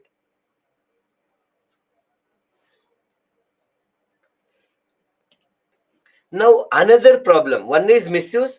Another is underutilization. Underutilization. For example, Poshan Abhiyan, a scheme which is launched actually to improve the nutritional level of the people, children. Average utilization is only 30%. That means average only 30% is used. Remaining they send back the money. You see, state like Karnataka has used less than 1%. And the more lighter color, less utilization. So there are two problems are happening with respect to public fund. One is underutilization. Again, if you're observing the newspaper, you will get so many crores are allocated, but states have used only this and they're sending it back. Why this underutilization happen? Why the misutilization is happening? Think what may be some possible reason that these two problems are happening in our country.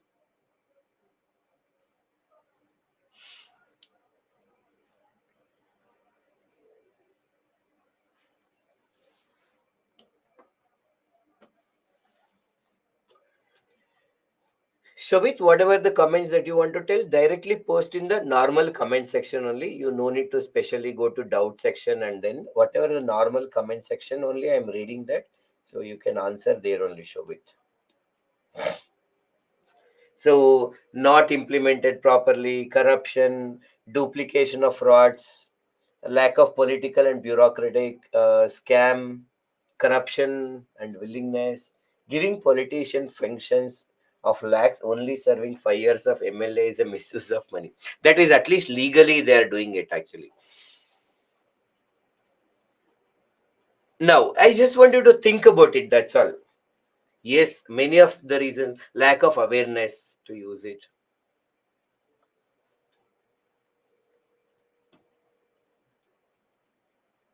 Would it lead to Scamistan? Now, actually, by inspired from the Shah Faisal rapistan, Vivek has actually says that if these funds are utilized like this, it will become Scamistan. The future violation of code of conduct. I am very sure somehow Vivek actually once a clear exam, if you are following, at least there will be one maybe an example I may consider. So I'll tell actually, see, this is an example for violation of code of conduct posted by an IAS officer, Vivek, and he was my student actually.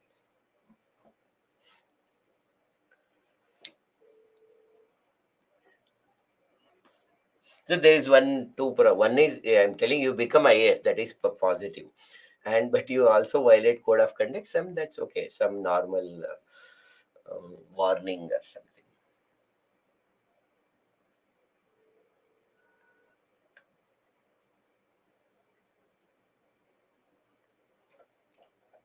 Okay.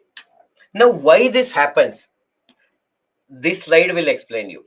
Please go through this and see is it making some sense to you.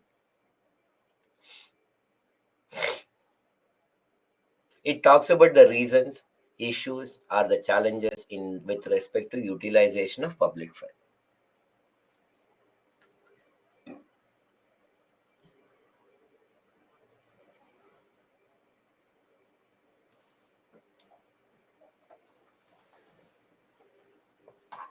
I will explain Vedastri every point.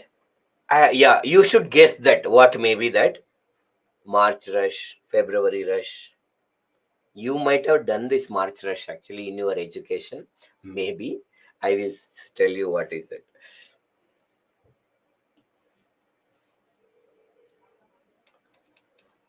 Have you gone through this? Yes. Now listen to me. So why there is a lack of either some lead to misuse, some lead to actually underutilization. So we are putting it in the same. You may classify it further. First thing, if any funds has to be utilized properly, it should be planned well. So when you are coming with a scheme or act only, we should see what are the possible misuse that can happen. Suppose we are coming with marriage compensation for couples, actually 50,000 we are giving, but what are the measures we need to take so that we'll ensure that that is all are valid marriages only, people do not misuse it? What might happen if we are giving a construction of a bridge? What are all the things that can go wrong, and how to make sure that actually the people are responsible, no extra funds will be given or strict action will be taken? Or we say that okay, open defecation is there, we'll construct a toilet, our planning is, problem is solved. No, right? So you are constructing the toilet. So we should also know actually empathetically, oh, just because we construct a toilet, the problem will not solve. We need to give awareness to them. So many times when you are making the planning, actually, you should have the knowledge of ground realities. We should have a knowledge of ground realities. Everything in planning looks good. Wow, super. But when come to the work, actually implementation. So you should be able to tell where it can go wrong, discuss with common people, so or at least learn from the experiences. So we should be based on the ground realities. Some schemes that may be created without the ground realities, then it will fail.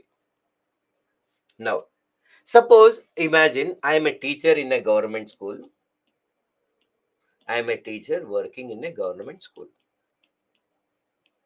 There is a money in for our whole school actually. I have a special money that is allocated actually, so that I can take the students to tour, some tourism to some important places.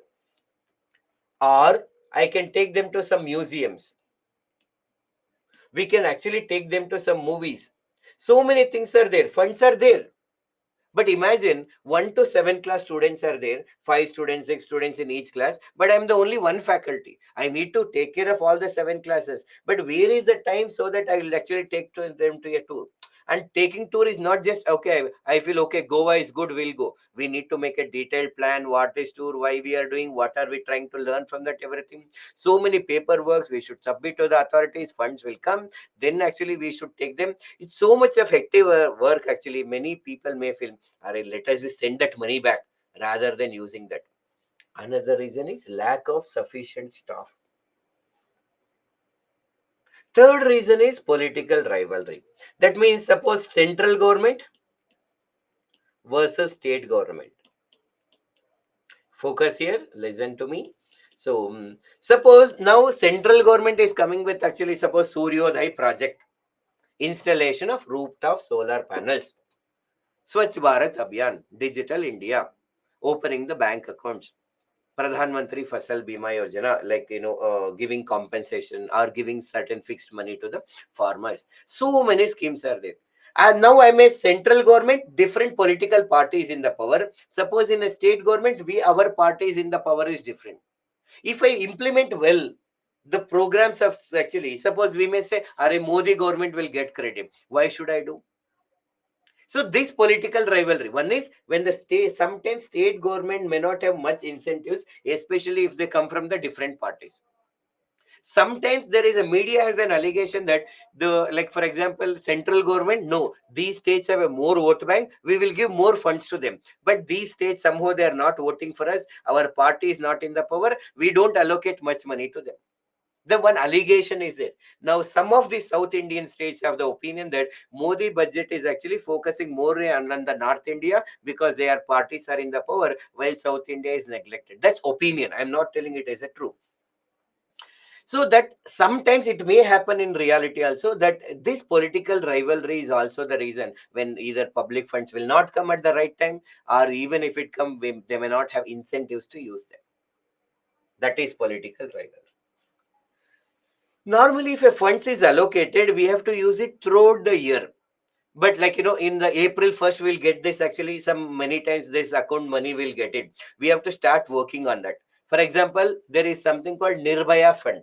One example that I'm taking, Nirbhaya Fund is there. That is a fund that should be used for creating a safer places for the women or making the life of women is actually more safer. We can use that money to install a CCTV cameras in the sensitive areas, to improve the street lights, to give awareness to the women actually, to teach them a self-defense classes, and having some shelters where if the women in a distress can come and spend actually giving them counseling, all that you can spend, that you have to do throughout here. You are keeping quite concerned department. April is over, May is over, June is over, dash, November, December, New Year. Oh, wake up! So many funds are lying, and we will utilize in the last 3 months. When the March is coming, we are rushing. Funds may be utilized, but not in the proper way. It is like our graduation. There is a syllabus that is given. We should read throughout the year. Read, understand, have a discussion with other people, do group discussion, do some projects, everything. Then we will learn. Once again, academic year started, you are go to movies, enjoy that, this, everything. Again, March actually coming, April exams or March exams are there. We will wake up January, array chalta hai, abhi time baki hai. So February, 10 days is only over. Now we start studying. So that is called March rush. When March is coming, we are rushing. We may get 80% also, but have we really understood what they have written in the exam or the 80% of knowledge? May not be. Same happens with public fund. If public funds has to be utilized, we need a better coordination from central government to state government to local government. We need a coordination from civil servants, politicians, NGOs, common people, etc., etc. Many of this time, this coordination is missing. Central says something that state don't like it. State may say something, local government may not like it. Say local government says something, people don't want it. The top-down approach, when many times fail. Bottom up approach, so central may not consider. So because of this lack of coordination, funds may not be utilized. In yesterday I told you, if you as an higher authority expect accountability from me, there should be effective supervision. And first you should make sure that I know I have the proper competence to do that job and everything. Then effective supervision should be there, and that may not be there, so no accountability. Lack of crisis or lack of ethical values or crisis of ethical values among the public servants. As a public servant, I should come to this service to do the service. Suppose if I come for money, then we do exploitation of people. Okay, so lack of crisis, lack of ethical values or crisis of ethical values among the public servants. And another reason, when we know that so many funds are being wasted, many common people do not have awareness. Those who have awareness, they have no concern. Those who have concern, no time. And those who have time, they don't participate. And that's why funds go on misusing it. Any doubt about this slide?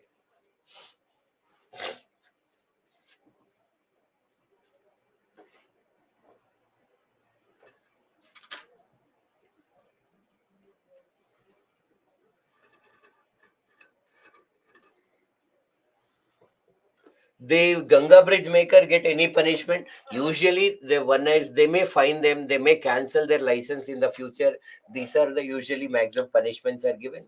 But many politicians, everybody may involve, so they let it go. Like suppose I am a contractor, what do? You suspend me. Next time, my brother will get it because he has an influence. Actually, he will get contract, but I will continue to do the work in my brother name.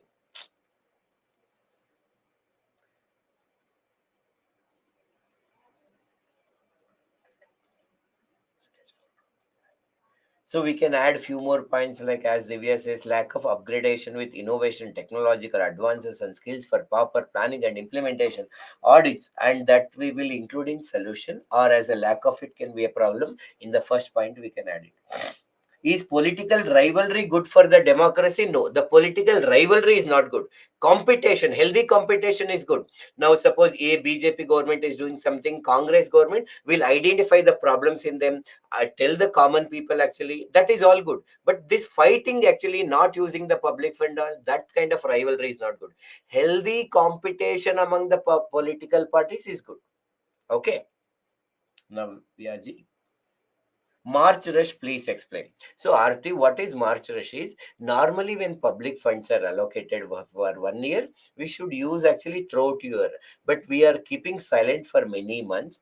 And when close to expiry, usually March end, the expiry will happen. No, we are using only in the last few months. Utilization of majority of the public fund in the last few months of a financial year is called as March rush. Then funds are utilized, but because we have done fast, quality of work may not be good. Please repeat last point. So what we are telling in last point is, when we know that public funds are actually sometimes misused, many common people don't have awareness. Those who have awareness, they don't have time. They don't have concern. Those who have concern have no time. Those who have time, they don't participate.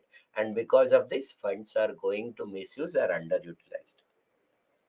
Poor accountability. For that, you should know what is accountability, and I explained you what are the requirements for accountability. And when that is not followed, that is also lead to when my subordinate, I cannot expect accountability from my subordinates. And I explained you what are the requirements for accountability in yesterday, and that is the same part here.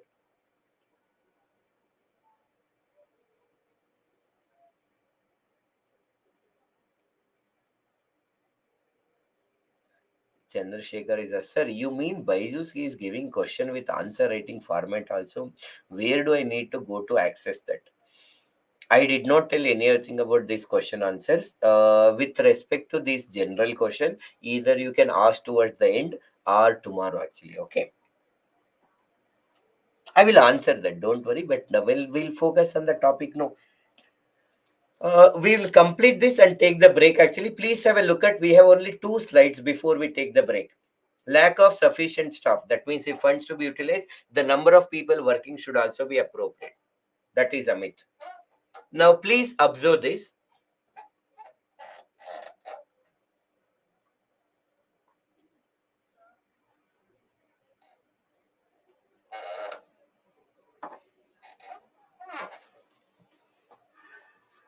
Now, what are we talking here? If there is no proper utilization of public fund, if there is no proper utilization of public fund, then what happens? Quality of work will come down. Public trust decreases. Extremism increases. There are people who want to invest in our country, Indian investors or foreign investors. But when they know that array corruption is happening, public funds are not utilizing properly, infrastructure is not created, no skilled people, so their investor sentiment turns negative. And when all this is happening, we cannot achieve the decreased poverty, quality of education, quality of skill development, women empowerment, all this will come down. So we cannot perform well in the national and international rankings. So we cannot achieve the national goals, that is inclusive and sustainable development cannot be achieved. Right? If you observe, it is. Now if we utilize properly, you want to write it, you will write opposite. Quality of work will be good, public trust increases, extremism will come down, investor sentiment turn positive, we'll have a better rankings in the national and international level, and it help us to reach this inclusive and sustainable development. Some key points. This chapter is mainly about also making notes.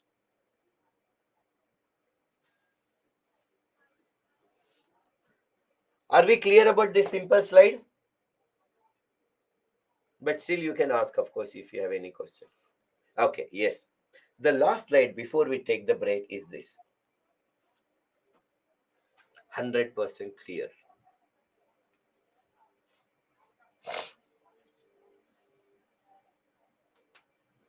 See, is it in making any sense to you? What are the steps that we need to take so that it leads to the proper utilization of public fund? That is what we are discussing here.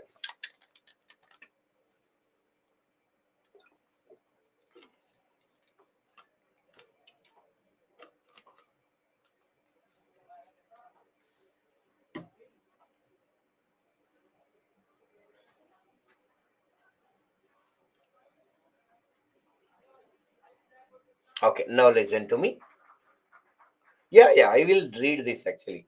Implication once again, Amit wants to know. Were you there actually when we discuss?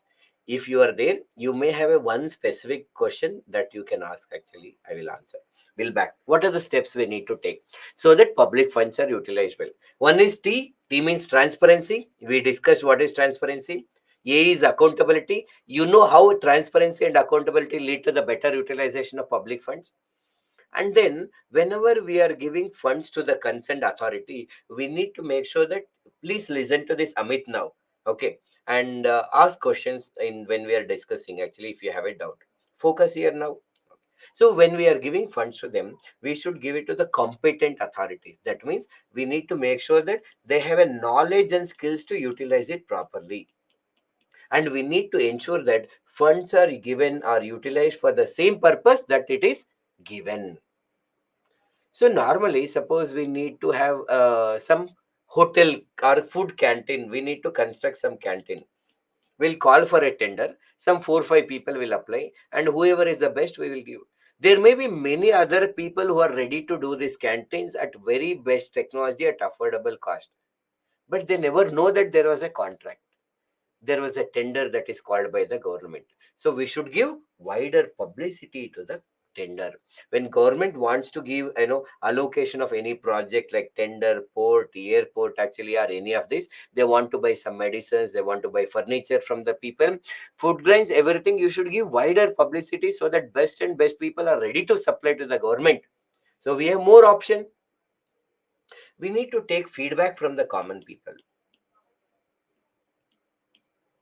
Like government hospital, people are coming, public fund is used there, well, they're going back, there should be an option to give the opinion. WhatsApp numbers, helpline numbers, they can call and tell. Otherwise, one room, small room is created where they can go, nobody else will be there, press one button, they say, my name is Muniappa, I am coming from Rampura, in local language they say, I am had a big I had a headache and stomach ache actually, I came to this government hospital at morning 9 o'clock, but doctor came at 11 o'clock only. There was a big queue and I was waited till 2 o'clock. But just I am going to see the doctor. Doctor told that he will go to lunch break. Then 4 o'clock doctor came and finally just say not even asked me what happened actually or why it happened. Some three medicines are given and I came back. So my experience will take the feedback. So like this, we can take feedback from the parents who are sending their kids to school. We can take back the feedback from the farmers who are going to the veterinary hospital, who are using the bore wells, water, drinking water. We can take feedback from anything. As the now technology is available, we have an option to take through the smartphones also. Now it will be recorded, and we will give actually awareness to the common people how much government is spending public in your village actually for this canteen construction, what happened, grama sachivalaya construction, veterinary hospital construction, road construction, how much we are spending, whom we are giving contract to, why are we giving contract to, what is the responsibility of contractor. Everything we will share the responsibilities. If volunteers are there, what is their responsibility? If village accountant, what is the responsibility? Sarpanch, what is the responsibility? MP, MLA. So we'll tell. And we'll conduct social audit. And you know what is social audit also. So we have created in such a way that actually these our steps will be clear once we know the previous versions. Now what we will do, just go through this, and if you have any doubt, anyhow we'll take the doubts actually after the break. So, organizing hackathons and affairs to give innovative solutions for providing the quality services and increased accountability. Yes, that is also a good step. Now, I will take break, go through this after the break, and if you have any doubt, and we are happy to answer to you. So, it's a break time. So, Amit went to washroom. No problem, actually, Amit. So, please go through the topic. I will explain again, actually. So, break time. So, and class starts at now it is almost 9 6 or something. So, or sorry, 7 6. Ensure point. I will explain ensure point. Okay. 7:20 p.m.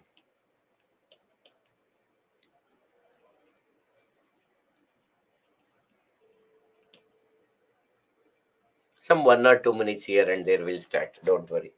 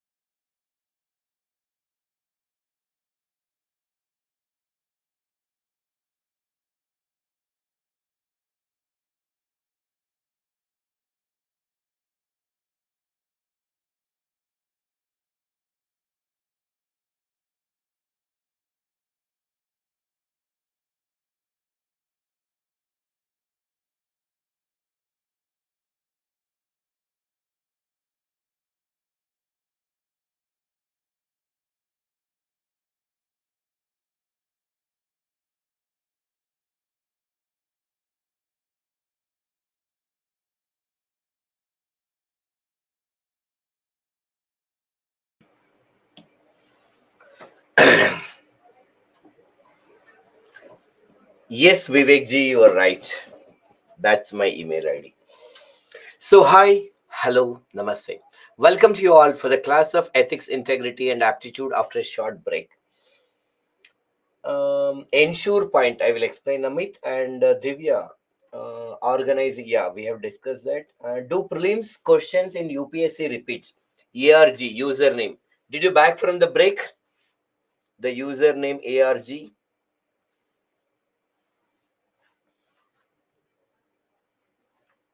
So once ARG back, we'll discuss that. And Sarita wants to know, sir, how to keep ourselves disciplined in adverse situation? Now, see, what is discipline is different. What is adverse situation is different actually. So, what is adverse means some difficult situation that may be in our personal life, and even personal life. 100 reasons can come actually. Suppose we lost money, we lost some people whom we like, we could not get a job, we are not getting scores actually. And discipline, maybe what is discipline is different to the different context. Some people waking up early is a discipline. For some people doing yoga and meditation is a discipline, exercises and all. So maintaining discipline, adverse situation, they may not go together. When we are in adverse situation, what to do? So understand more and more about yourself, understand more and more reality about the situations around you, and you should deal. You should not expect to maintain discipline even in adverse situation. They were both different things. How to overcome the adverse situation? First thing, we should know some reality that actually the problems will come to everybody, or it can come to anybody. Some people actually, suppose I may share some problem and you find, sir, what is this silly problem you are suffering? Your problem may appear to be silly for me. All of us are different. Some other problem we cannot even consider as a problem only. So know that everybody has their own problems, and it's okay to have the problems. And sometimes we face problems that we are not able to achieve so many things. For all of us to live happily, we need just three times a food and a place to sleep. Everything else is a drama that we are doing. So if you are able to get that, is fine. And everything else can be changed with the change in the mindset actually. So by developing appropriate mindset, understanding the reality of the world, having least expectation from other people around you, you can overcome the adverse situation in general, but specific problem has specific solutions. Uttarakhand Assembly passes UCC bill. Thank you for updation on the current affairs, Karthik. Now the username ARG, hope you have come. Sir, do prelims question in UPSC repeat if you are there here? Yes, it may repeat, but the chances are rare. The same question, yes, it has repeated sometimes. Similar questions have repeated actually. So we need to practice previous year question, not expecting that it will repeat, so that we'll understand the pulse of the UPSC, nature of questions and everything. It may or may not repeat. So, any other question before we go further? See, under ensure, mm, Amit, ensure point, please explain, sir. Ensure point. Okay, this is ensure point. So, what are as a part of steps actually? What I'm telling Karthik. So, when we are allocating the funds, some headmaster we are giving the funds, some hospital administrators we are giving the funds, or anybody we are giving funds. Those who are in the in charge of the funds, make sure that they have enough knowledge and skills to use that fund. The test should be done compulsorily, and then we give the job to them. That's how we do. Yes, friends, are we clear? Shall we go ahead? Vaishna says, sir, I just wanted to say that the concept of positive attitude has helped me a lot in everyday life. I'm trying to practice resilience, acceptance, gratitude, optimism whenever I'm upset due to something. Super. And really, positive attitude will help us, especially the concept of gratitude and resilience, acceptance. If somebody can really implement in their life, actually, it will change a lot. This is the second most important point. Like, if you again ask me, what is that one point, sir, we should always follow or give more priority in the real life? First, I always say self awareness, and second is positive attitude, and the four components of positive attitude. Super. Now, let's back to here, back to this. Now, we are just going ahead actually with this. Vivek says bouncing back is very important. Yes, Vivek, you are right. Let's we bounce back to the topics. Service delivery. Can you tell some services that we are getting from the government? What are the services that we are getting from the government? Some examples. Yes, electricity. Sorry, electricity. So then transportation, correct. Law and order, correct. COVID app, actually, yes, correct. Education and health, correct.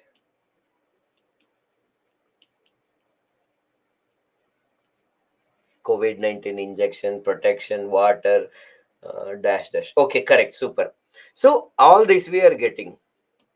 Some identity cards like Aadhaar card, voter ID, passport actually. So identities, we are getting identities card actually cards. So this is all the government. This a few more are there. So we'll write etc. But it is good. Of course, we need actually most of the cases government has monopoly. Government is the only service provider. Suppose if I want to get electricity, there is one electricity distribution company will be there. I should get it only there. I have no other option.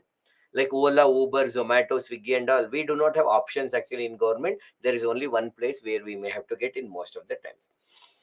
And they are providing the services, and thanks to them we are in the right progress and all. But still we are facing some problems in the process of getting the services, and in process of giving services to the common people. Especially we see that the weaker section of the society, vulnerable section of society, illiterate people, poor people are still far away from these services, though it should be given fair with the fairness. Sometimes we see if I'm a rich person, somehow to get justice is easier, but for a poor person to get the same justice is very very difficult. So this topic actually wants us to think actually what are the steps we need to take so that we will have a better service delivery. All the services that we are giving, we should give it in a better way to the people. How? In simple, if you know from day one, it is this topic of quality service delivery. If you see, it is just a repetition of what we are discussing from the day before yesterday. And if we don't know which question will come from service delivery, if any question you are expected to see whether these keywords can be used, please look at this keyword which are related to quality of service delivery.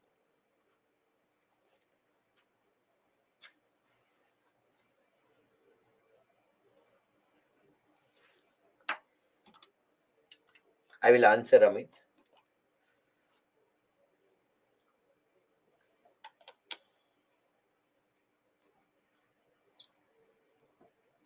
Yes, Vivek. Even telecom services also. BSNL. You are right.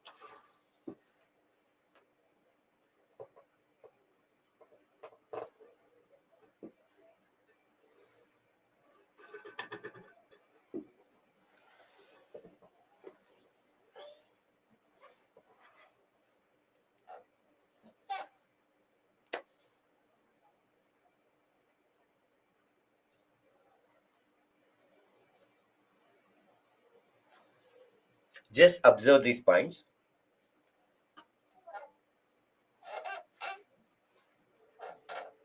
Okay, now listen to me. You should just have a glance at it, some words, and see what are these actually. If you have a doubt, you should think. Now, before I go further, Amit wants to know, sir, how Karnataka is managing five free Bs, the free, like free over transportation, electricity, and all, where from public fund only, or any other special allocation budget? Budget also come from public fund only. They don't give their own money. It is all the public fund, the money collected from people, giving it back to the people. That's all. Some people are saying they are taking money from husband and giving it to wife.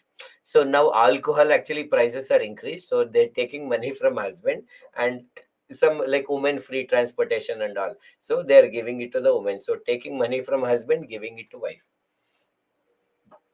Or we take from rich and give it to poor people. So that's how it is from the public fund only. Okay, now listen to this. So, in order to achieve the dream of inclusive growth, And we need this service delivery is very important. When we provide education, skill, health, all this to the people who are in need actually in the better way, then they will start earning the money and being happy. They will get better education, health, everything. So we it leads to achievement of this inclusive growth.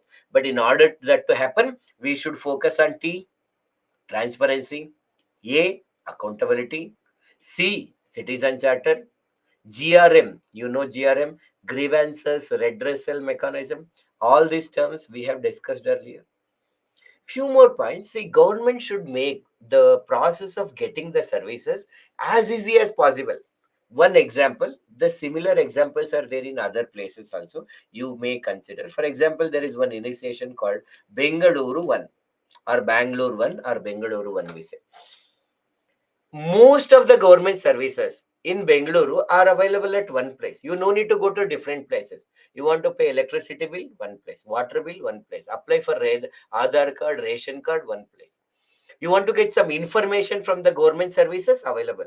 We need to make sure that the process of getting the government services is as easy as possible. One example is Bengaluru One. Like that, there may be similar other names in your own states actually, where most of services will get it in one place. Then we should take feedback from the people, like I discussed earlier, hospital, education center, everything. And we see what is the expectation. Like, suppose I as a teacher tomorrow will take feedback from you, what you are expecting and where I am there. So we can compare. In the same way, we should take feedback from the people, what is their present opinion, what improvements we want actually, what is their expectation, and what is our performance, or what is their expectation, what is our performance. And slowly and gradually, we need to improve. So that is continuous improvement and try to match with their expectation. That is our duty. Where democracy means we have to provide the best possible services to the people, keeping their expectation in the mind. Slowly and gradually we need to improve. And we should make sure that every government employee is trained well, so that every government employee should have sufficient knowledge, skill, willingness to help other people, and empathy to understand other people. So these are the few key points associated with quality of service delivery. Suvidha Kendra in Punjab. If they are doing the same job, then that is an example, Parveen. Bengaluru's one sounds like one in China. Actually, in Singapore also was there earlier, Singapore one, and from that it is said that inspired this concept. Bengaluru one, people are rude and expect bribes, sir. Where to complain? Based on my experiences, they cannot be, but yeah, some exceptions are always there actually. You need to see actually official websites and all, and you may complain if you have sufficient facts and evidences. You can directly go to police station and complain also if they have behaved rudely. So you go and talk to them, tell other person to record that, and then you may complain to the higher authority. If higher authority, one who will be sitting inside the chamber, if they are also behaving rudely, then go to the police station and complain. Are we clear with this slide?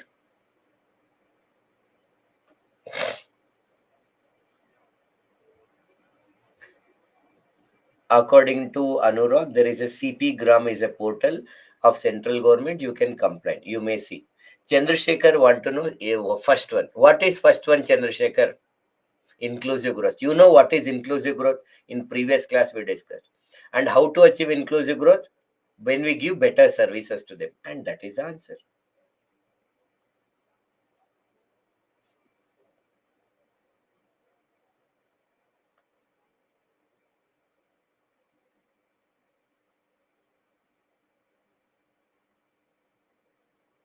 But these portal don't work efficiently according to Prithviraj. Anurag says he had some issue with tax refund, but they're able to do it very early. So it again different experiences.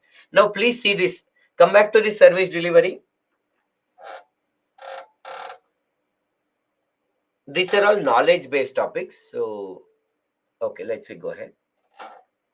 Observe this slide.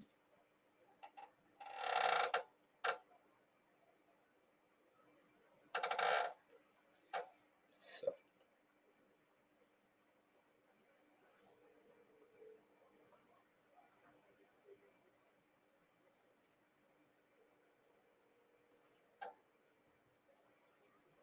so the same content that we given in the previous slide, we try to put it bit organized way.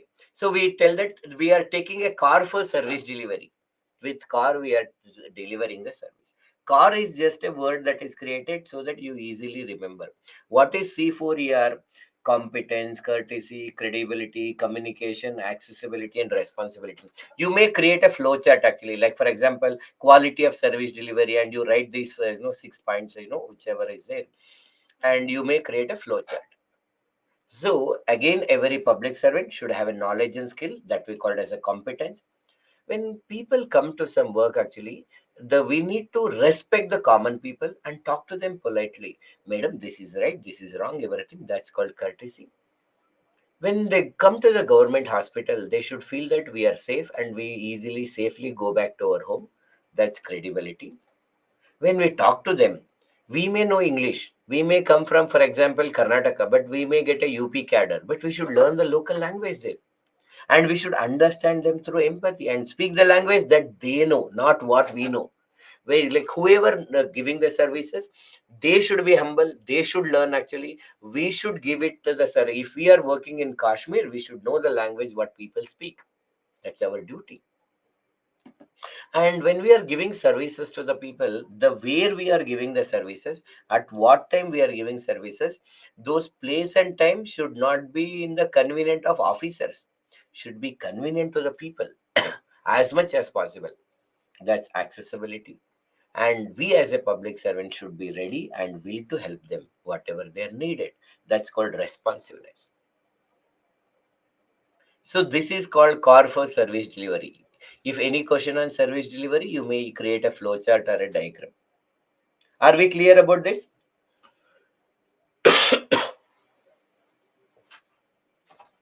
Okay. So don't think that we are going fast. Some of you are thinking because whatever some data basics are required. In fact, first day we discussed, we just discussed the basics. All that is actually we are building the building, or we are creating the building based on that foundation. So it becomes easier. Answer these questions, or just try to think about these questions.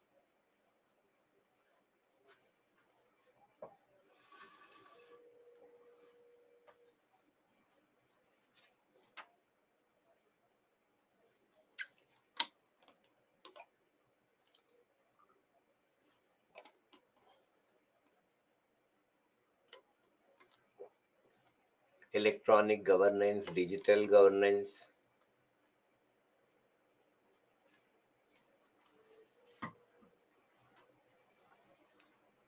Good.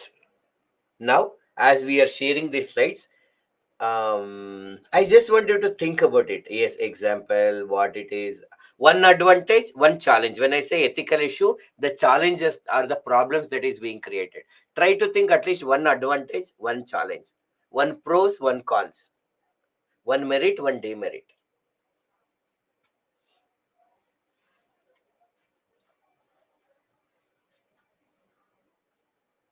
Good. I'm reading your comments.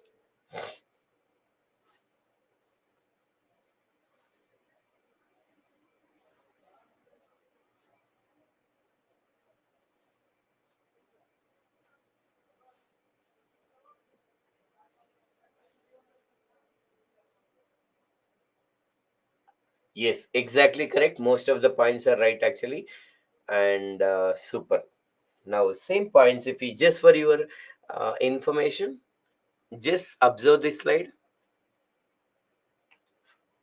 Yeah, now please stop actually. Right, actually, super. Now just observe this document or the slide which is in front of you.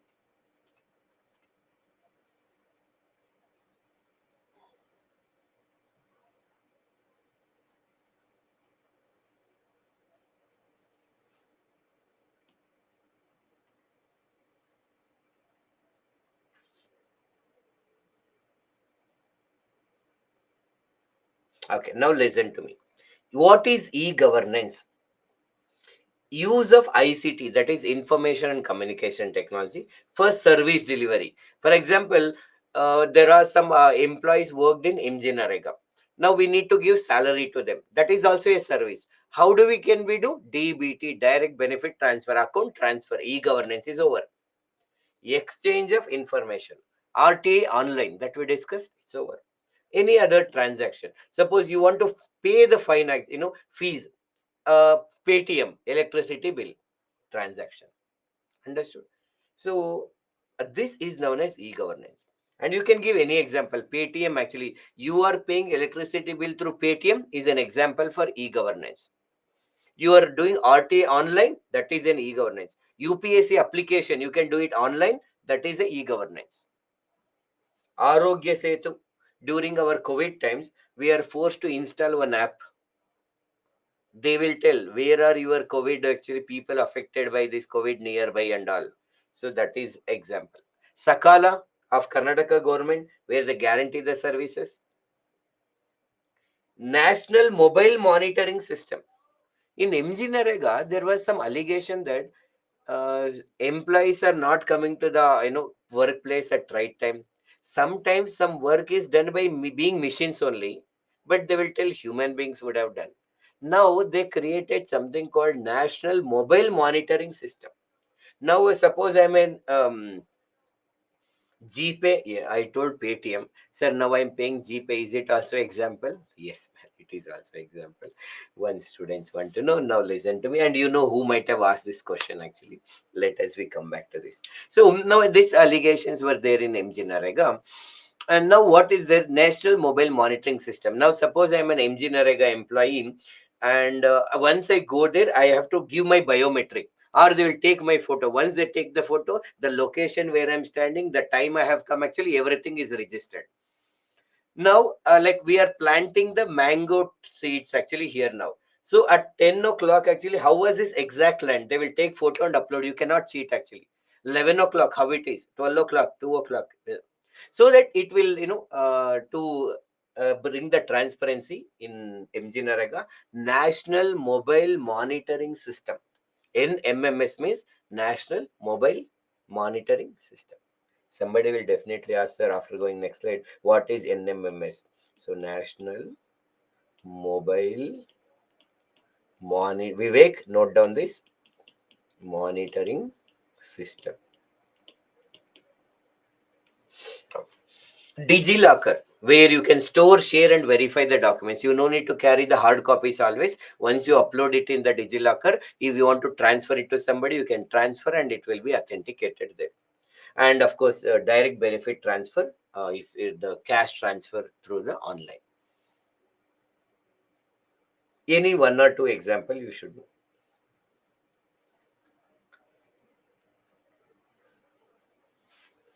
See, are these for positives?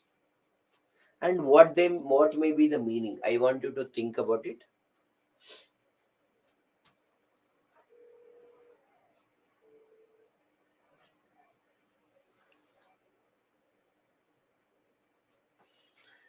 One student wants to know Narega full form. I will tell.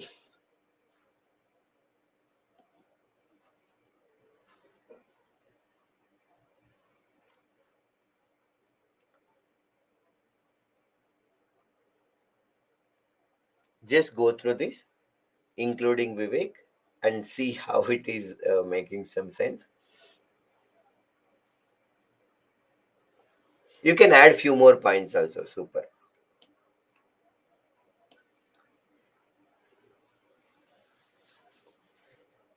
Yes, Avani, Narega means National Rural Employment Guarantee Act.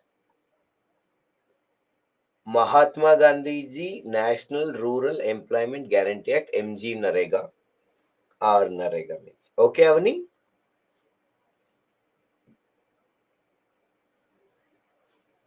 Okay, friends, please listen to me. You have given the points actually, that is good. Now, please listen to my points also. Okay, now, first one is transparency. What is transparency is in no secrecy, and how to achieve it by sharing the information. How can we share easily? We will just upload in the website, and any part of India or across the world, whoever wants to know some information about government, you can find out. Suppose Suryodaya project is coming. Somebody want to know more details. How do we share? We'll upload in website. Whoever want to see, whenever you want to see, you can see. That is one advantage. It's easy and convenient.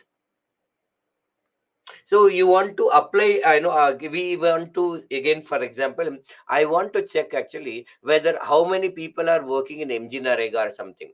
At just at 10 o'clock, if I open a particular for example, as a district magistrate, I can see in my whole district at present, actually at this day, how many people are working in MG Narega, how many are male, how many are female, and what are the works are happening. It is just updated there. So it's easy and convenient. In less time I'm getting huge information, same at a click of a button. Now, for example, the railways, actually they are having this system, clean rail initiation. They know the clean rail initiation, where they will monitor the cleanliness, hygienist of the rail. The moment, actually, when the clean rail open is actually happen, there is an application where they open, they will see how many complaints have come actually with respect to the cleaning, how many are resolved, how many are yet to be resolved, which trains are moving where, actually you can find out with e-governance. Less time.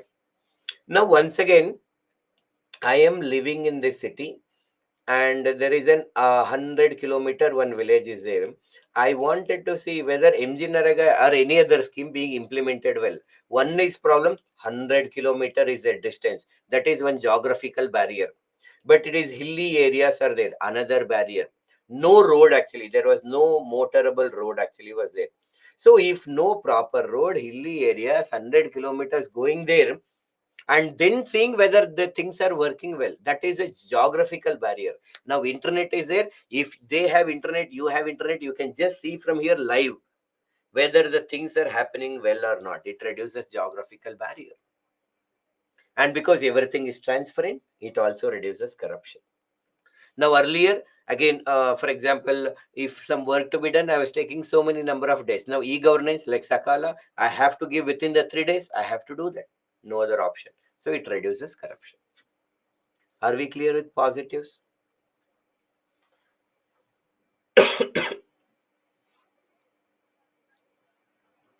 Please see this.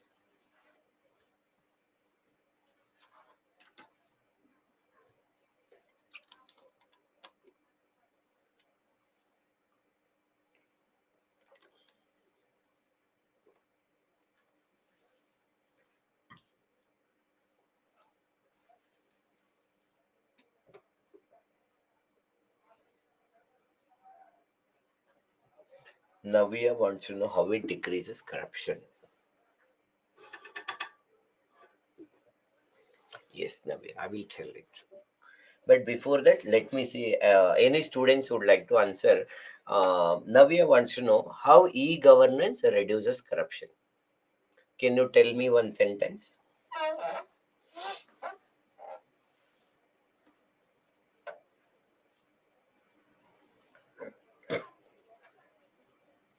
Yeah. So one Jansi Rani has given one example. I will take it.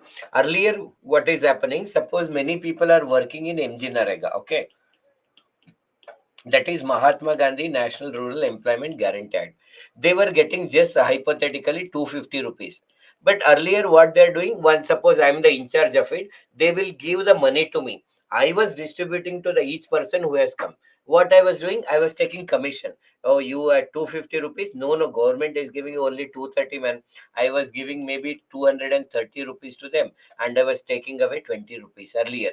When the money will come to one person and they will be distributing, now directly go to their account. I cannot take 20 rupees, and that person know how much money they are earning. That is one example. Eliminate middleman. Correct. Okay, got it. Navya, understood. One example like that you can also try in the other places. Okay, now listen to me. But there are some challenges are there, some ethical issues are there, some demerits are there, some cons are there. One is digital divide. That means every person in the world or in India do not have same level of understanding and accessibility.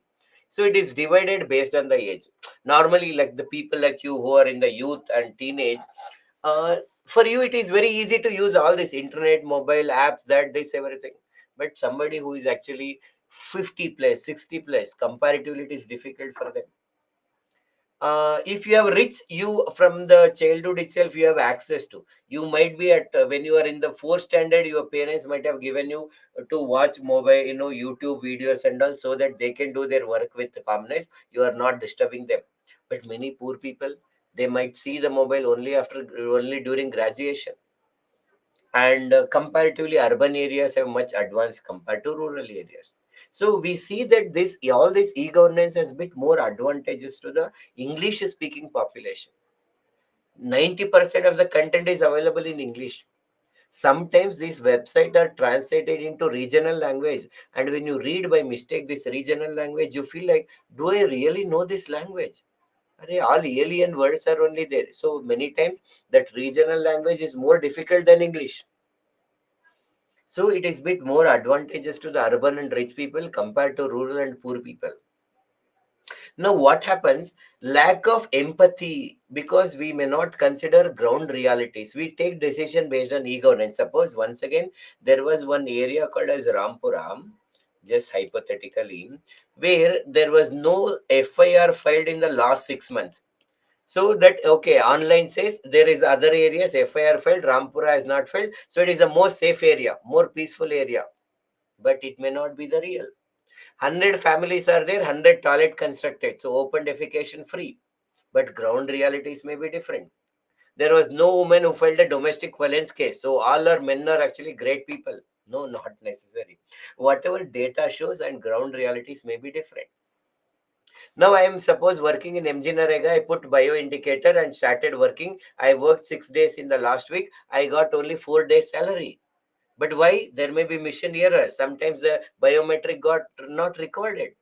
Now you depend only on the data. Then I am losing the 2 days wages, and it's really big problem for poor people. And because we are encouraging people to use more and more mobile phones, smartphones and all, and these smartphones have so much of data actually, e-Aadhaar card, everything, sometimes this can be hacked. And we are calling from government, मैं नरेंद्र मोदी बोल रहा हूँ, प्रधानमंत्री आपका, मैं प्रधान सेवक बोल रहा हूँ, प्रधान नरेंद्र मोदी जी बोल रहा हूँ, आपका मोबाइल को एक ओटीपी आएगा, आप दीजिए मुझे. So voice can be mimicked. Deepfake technologies are there actually. So they feel, अरे Modi ji is asking for OTP, how can we say no? They share the OTP and they lose the money. So some of these challenges, please add few more challenges.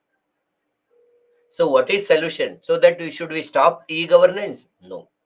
We should slowly and gradually we should do. Along with slowly, one is slow and gradual.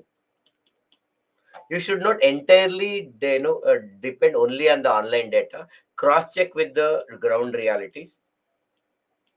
Security we need to improve. Keep on improving the security actually, so that there is a very less chances for people to misuse this. And very important, financial awareness also should increase. With all that, we need to improve the e-governance also, or continue with the e-governances.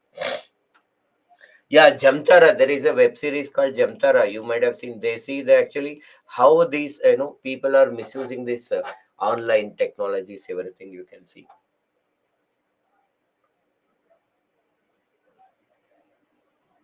Vivek accessed the desktop in the class 2 only.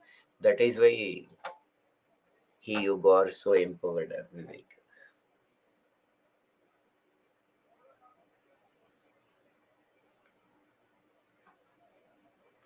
Amit wants to know what is NMMS.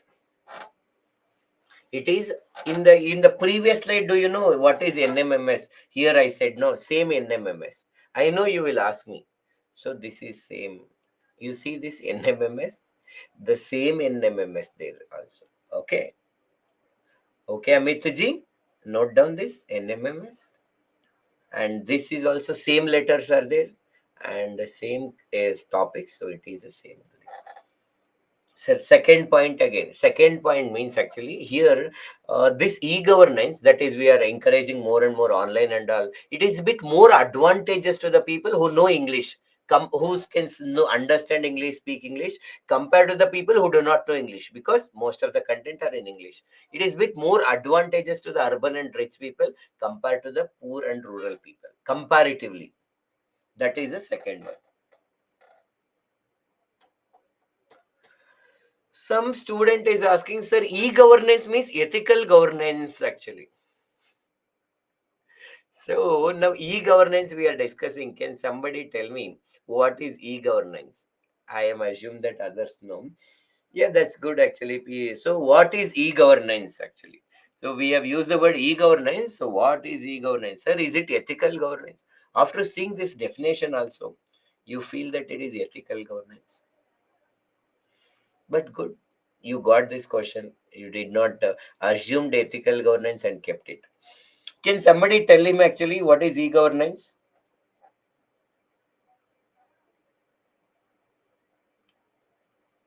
What is E stands for? Yes, man. We'll tell actually. Okay. Here E stands for electronic. So it is electronic governance. Okay.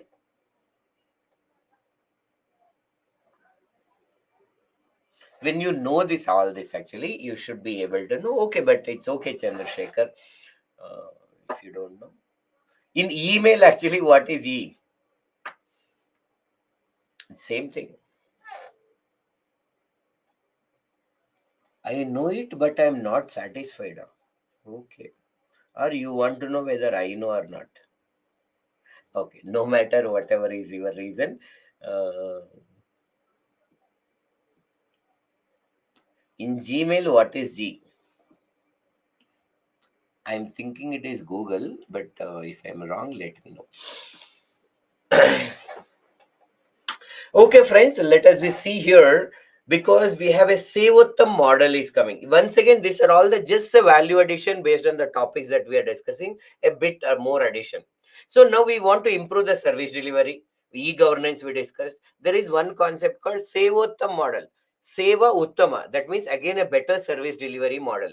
Who has given this recommended concept? Second Administrative Reforms Commission. According to them, there are three components are there. One is citizen charter. You know what is citizen charter? So a document where we are discussing what are all the services we provide. It should be realistic. It seems you are telling 5 days, but doing in 7 days. What is the use? Somebody sitting in an AC and preparing. No, talk to the people actually. So talk to the employees, talk to the NGOs, talk to the common people, and then prepare citizen charter. They have so many issues. Please handle complaint properly, grievance redressal. Take the feedback from them, continuously upgrade, make sure that you have a good management so that there is an excellence in the service delivery.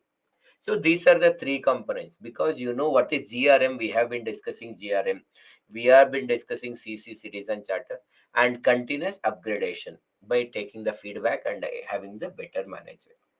You should remember it's a factual knowledge, and it is easy because we already discussed what is citizen charter and all in the previous classes. They have 7 steps. Once again, you no need to write these steps actually because it is there in the next slide actually. But listen to me or go through these 7 steps. Say what the model has 7 steps to give the better services to the people.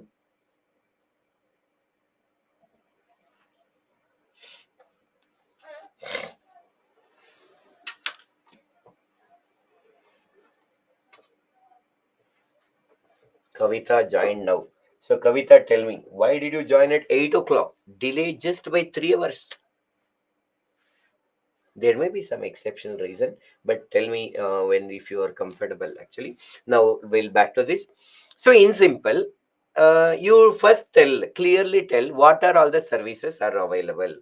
Define clearly what services we are providing. Then in how many days you will provide.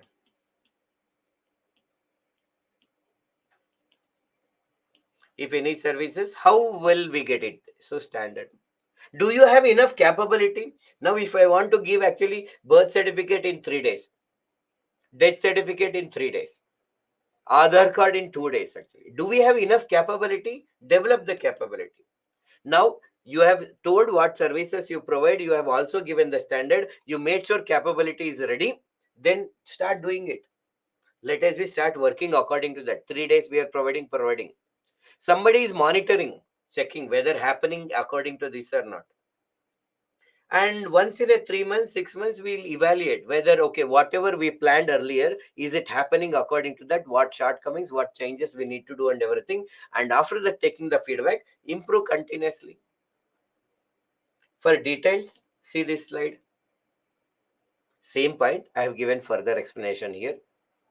Define services, set the standard, develop capacity, perform according to that capacity that you created, monitor the performances, evaluate it, and continuous improvement.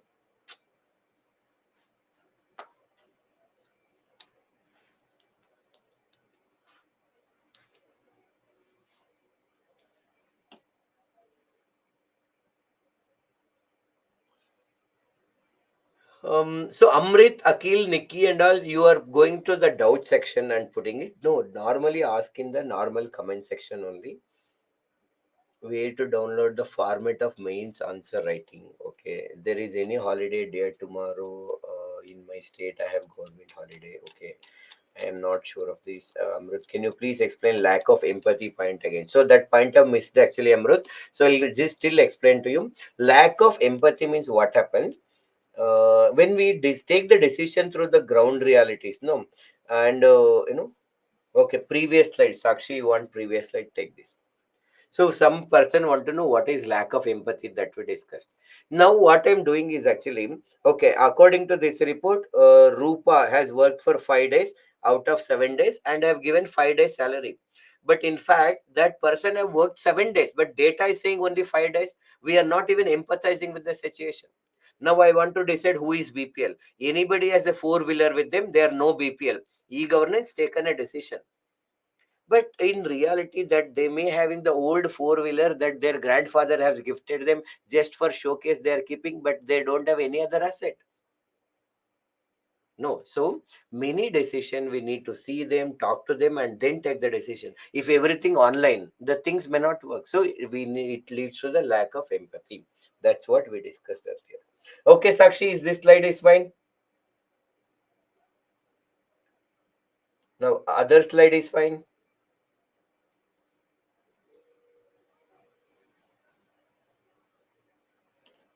Okay. Now we are coming to this slowly and gradually moving towards the important topics actually. Now, if there is any question, listen to me, on strengthening of ethical values in the governance. How to strengthen ethical values? In simple, start from day one that we started. First, every public servant should know what is right and wrong and how to arrive. Then they should develop some values. Then you have transparency, accountability, citizen charter, utilization of public fund, quality of service delivery. All are focusing on the same topic only. But let us use this opportunity to discuss few more important topics. For that, we will understand about love. Tell me this point actually. Suppose now I am proposing to somebody like I love you. What does it mean? When I say like we love another person, what actually we are trying to tell? Can somebody tell? When you say I love you to a person, what actually you are telling?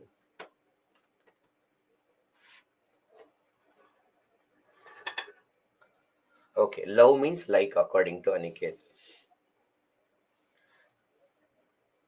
Okay, so it means that I am with you in your bad time. In good time, we care for you. Never did so, sir. I am telling that you matter.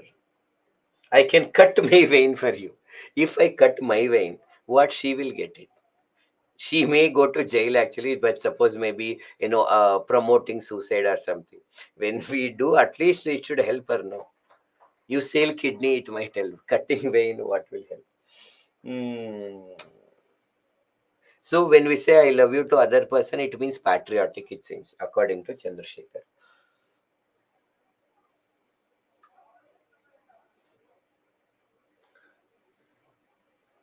I want to serve you. We respect your decision behavior. I want to spend most of the time with you. Be aware. There more. What do we mean? I said it. Aniket, I am not asking what happens actually when we do that. Okay. What do we mean? The meaning is important. Okay, now please listen to me. Thank you for your participation. Why there is a connect actually why we are discussing. That's why I am trying to help you in whatever the way possible. Okay. Yes, friends, thank you for your opinions. Now please listen to me. We accept each other flaws and whatever we have. Okay. Yes, all of your definitions are correct it because it can be subjective. Listen to one more definition of this also in this context. When we say like, I love you to a person, it also means that I want to bring positive changes in your life through my words, through my actions. Actually, I want to increase your happiness. Actually, now if I want to make other person happy, what is the first criteria I need? Just think about it in your mind. Don't answer. Think. So what actually is we need to understand her. So that many people don't do this actually. Like I like to go to temple and I want her to be happy. So I'll go to Tirumala and ask her that she should be happy. And I feel that I'm making great things to her. I like suppose I like to go to movie, I will take her and I'm thinking that I'm making her happy. No. If I want to make somebody happy, first criteria is actually I need to know about her actually what is her mindset, what is her strength, what is her weakness, likes, dislikes, and everything. And so that we can make her happy, we can bring positive changes in her life or his life opposite. Now, this concept is very, very important. Every public servant who are planning to become the public servant or every aspirant should have a love for the nation. But how do you express your love for the nation? And what is the primary condition to have a love for the nation? When I say love for the nation, I want to make my country grow. I want to bring positive changes in my country. But if I want to know, I should know about India. In fact, you have a syllabus actually that is, Indian history is there actually, geography is there, polity is there actually, and etc all other subject like society everything. That is the first stage of your love towards a country. If I want to develop my country, I should know about my country, know their culture, know their diversity, the past of India, the present of India, future possibility of India economy. The more and more I know how to develop, I know what are the problems actually. That is why most government actually exams ask you this question. You want to bring positive changes in future, that is your love. But for that, you should know about India. So that is why most government exams actually will test your love for, when the prelims means interview, what are they checking? Your love for the nation. Normally when we love somebody, we want to know more about them. When we love India, we want to know more about them, and unless we love, we can't help them. So first one, love for the nation. Then once we make sure that actually every public servant whoever is coming to this, they should know the values. What are the values? Like sympathy, empathy, compassion, and so many other values that we discussed that they should. The laws and regulations should be created in such a way that they punish corrupt officials. At the same time, they protect honest officials. No, suppose I'm an honest official, but somebody put a false complaint. I need to be protected. Somebody is a corrupt, and we see that from last 20 years, this person is corrupt, but no action is taken. It discourages ethical people. So, and now we study whatever ethics is only theory. In real life, all of this may not work in the same way. May not work in the same way. They will work, but may not be in the same way. So once you clear this examination, so when the aspirants joins the job, when the aspirants become successful, that means they are getting the job, they need a general guidance. From whom? From experienced people. If they just have only experience, they may create a problem. Experience plus ethical people, they should guide them practically. How, what are the challenges they faced and how they are able to deal with it. The people like Ashok Kemka, U Sagayam, Shalini Rajneesh, D Rupa, Rohini Sinduri, PB Salim, and all other great people that you know. Like imagine if they come and guide you about how they face the challenges and how they are able to deal with it.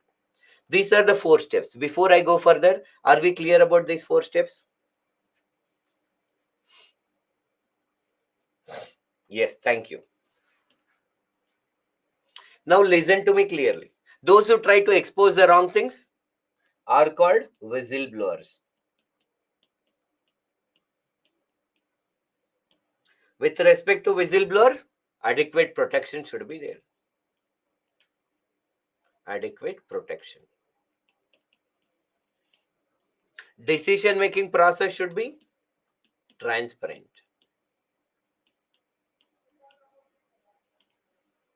If anybody is not behaving well, in order to deal with the misconduct, proper code of conduct should be there. We need to increase people awareness about what? Their rights. Rights of people and obligations of public servants. Obligation of public servants. This we need to increase awareness.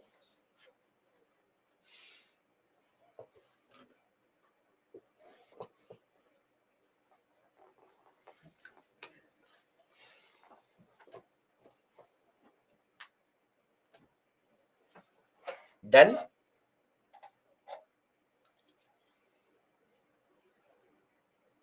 If any doubt, you can ask here.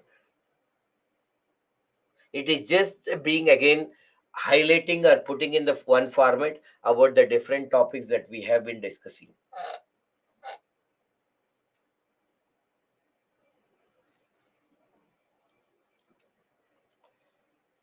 One more yes, then I'll move ahead.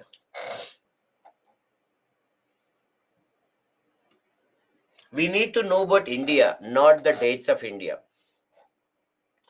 We should not limit only to the dates. For example, we see Battle of Plassey happened in 1757, Battle of Buxar happened in actually 1764, and Battle of, this is the result, this is the treaty, first Anglo-Mysore War, second Anglo-Mysore War, third Anglo-Mysore War, what treaty ended. These facts are not much important.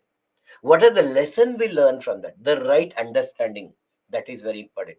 The UPSC definitely asked the right question, but some state public service commission focused mainly on the facts. The love means understanding. Sir, why you don't change the dress code style? You maintain the same style. Because I like to maintain the same style, Chandrasekhar.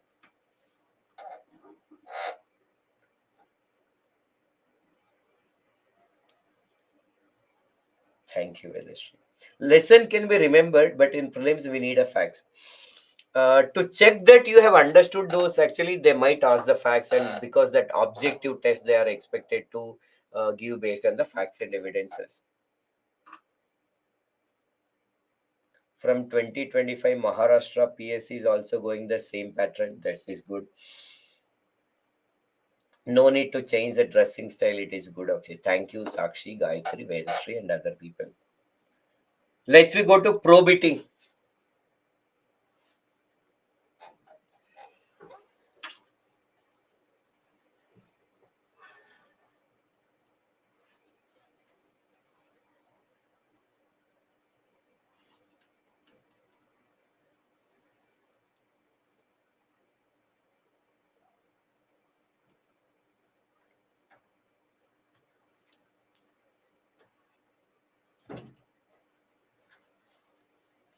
Okay, I'll go to probity. Mustafa says, sir, most of the people from South India are humble. Why so? That is your great maybe observation. That may be general opinion actually, but of course the people of humble from different states and all, there may not be any particular reason. Everybody, any service provider should be humble actually generally. Um, you must have a lots of half jacket. Yes, I have some. 5, 6, 7. Okay, let's be back to probity. The word probity means satyanishta. So, what is the meaning of probity or the satyanishta? Having higher ethical standard. What is that higher ethical standard? Same thing, having transparency, accountability, citizen charter, proper utilization of public fund, better quality of service delivery. All the points is actually called as satyanishta or ethical standards or the probity in governance. But there are some primary condition. If you want to achieve the higher ethical standard, what is that primary condition? Absence of corruption. and we discuss some points to deal with this corruption. And in your GS paper too, you study in much more detail. First, there should not be corruption, and whatever the laws, rules, regulation that we make, it should be practical to follow. You are making law in such a way that you cannot follow it at all, or it cannot be implemented. No, it is not good. It should be very practical. And once law is made, it should be very effective, and it should be implemented in the same way for all the people, whether it is a prime minister or the postman. Law is same to everybody, and same action should be taken. It should be, people have a respect or the fear towards the law of the land. This is the primary condition to have the higher ethical standards in governance. Once these conditions are there, no corruption, laws are good and implemented well, then you should actually, especially two important stakeholder, one is politicians and officials. Observe these points.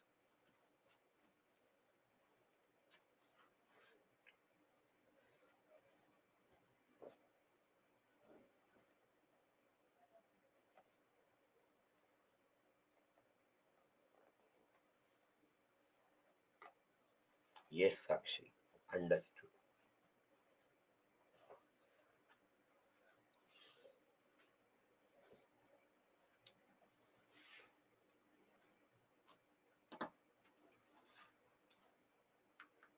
Okay. So the politicians and official, if they want to have the probity, what they should not do, they should not involve in corruption. They should see what the society is expecting and try to match them. And utilization of public fund, that is judicial use of resources. We discussed compassion, we discussed tolerance, we discussed dedication. Once again, we see, if you see towards the end, actually, first we have given the foundations to you so that they will be keep repeating in the different areas, so that you can study a lot. The foundation should be strong, that's all. The first two chapters lay a foundation to understand the other topics. Now, this is a probity in governance, actually. In fact, these are all the topics, but we will be discussing one case study now, actually.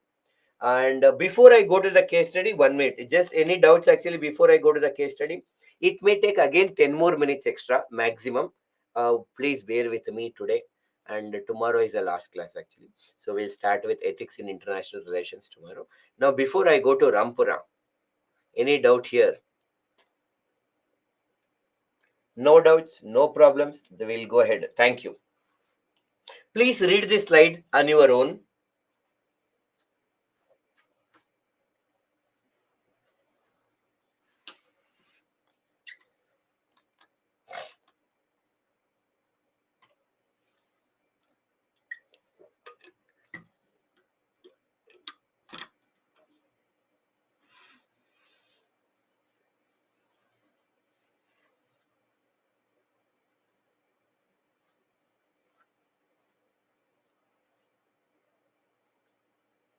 Done? Read, read, read.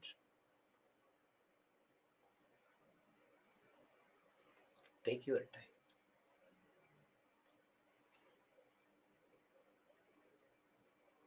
Okay.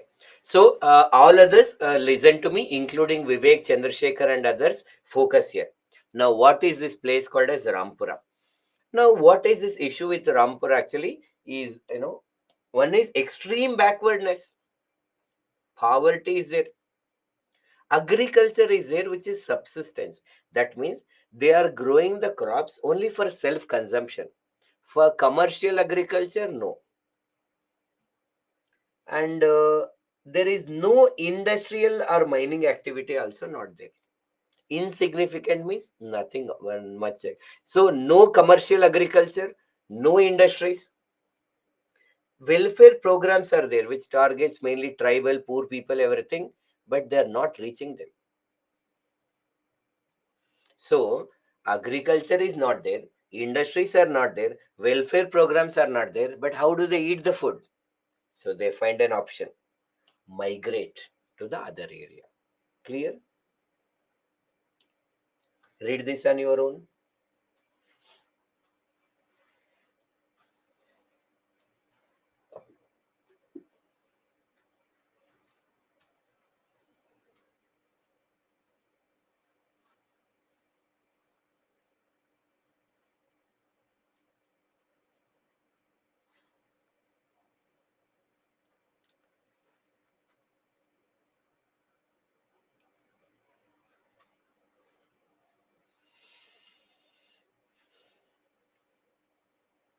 Okay. Now there are many people are migrating, both male and female, but with specific to the minor girls who are less than 18 years, they also have to go to the another area. From this village to the Rampura, they are going to the another area. These contractors will persuade, we will give, actually your daughter will earn the money, that this everything. They have to work from morning to evening in the cotton farms, exposed to the pesticide, carrying the weights, getting salary of 30 to 35 rupees, sometimes physical abuse, sexual abuse will go on. And they are facing health issues actually, minor girls. Now, keeping that in the mind actually, so please recall these points actually, because we may not come to the slide. Please all listen to me. Rampura, backward area, poverty is there, then no commercial agriculture, no industrial activity, welfare programs are not reaching to them, people are going for migration, especially minor girls who are working actually, they are facing many health issues. Okay, clear about Rampura? Remember, now read this on your own and think about it for 2 minutes. I am opening the chat to the public. Please ask the questions or share your opinion only about Rampura.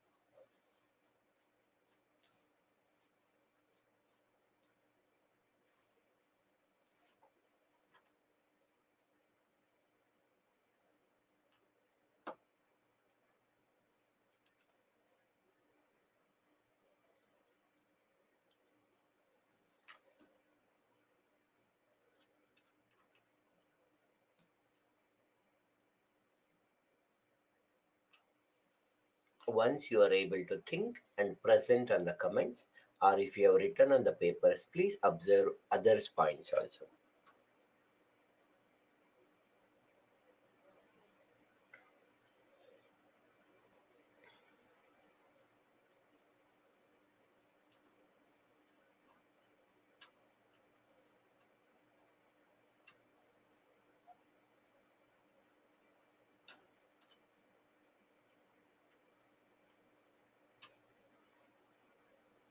Yes, Navya, I am going to the previous slide and take the photo of this. Okay, this is the first slide of the case study. Please take the photo.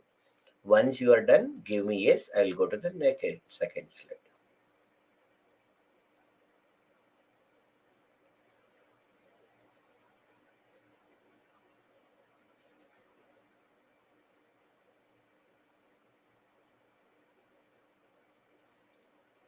Yes, second one.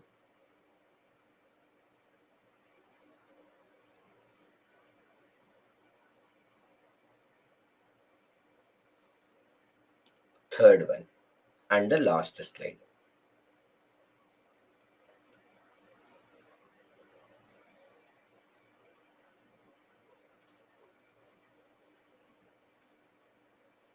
Yes, Vivek J, I'm reading your comments. Welcome, Navya.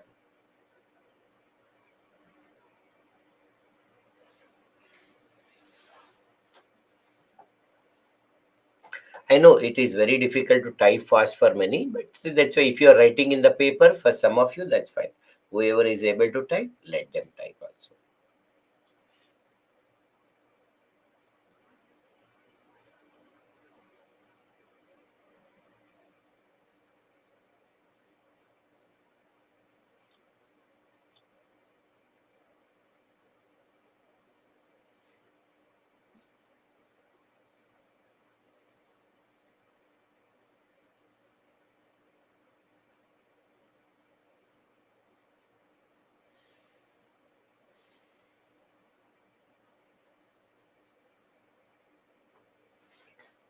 Last 30 seconds. Please post whatever you want to post and then listen to me.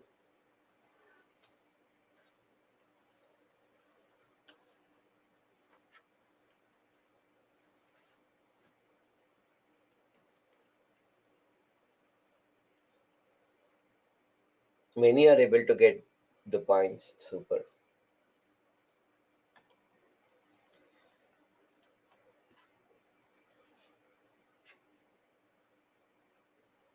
Okay, friends. Now, please listen to me.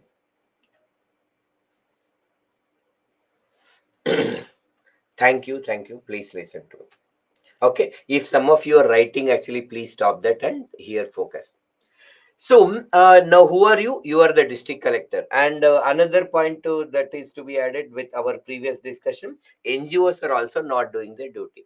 Now, I am working as a DC in Rampura. What is the issue? It is a backward actually area. Again, generally backward, poverty, no commercial agriculture, no industries are there, welfare programs are not reaching, and NGOs are not doing their duty properly. And some minor, the minor girls are facing some health issues. All this I should know.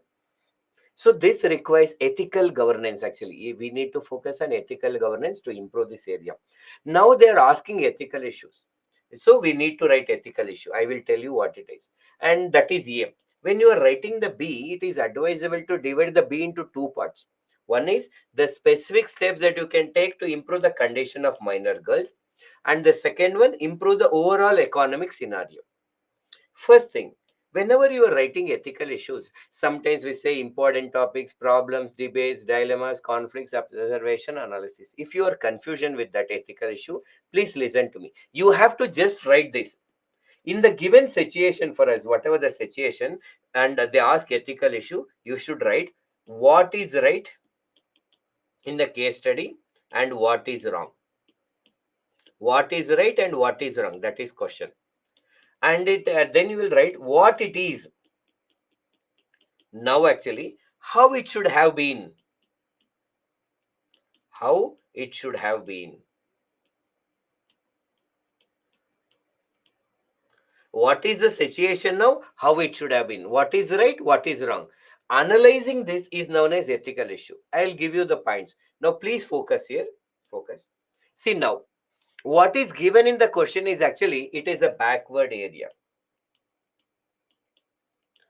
Now, even after the 75 years of Indian independence, we are still seeing some backward areas like Rampura. We may not be able to make every village into a very advanced village, but we can make sure that at least they are able to fulfill basic needs. But people like the villages like Rampura, places like Rampura, if they are able to meet basic standard also, it shows lack of political will and administrative skill.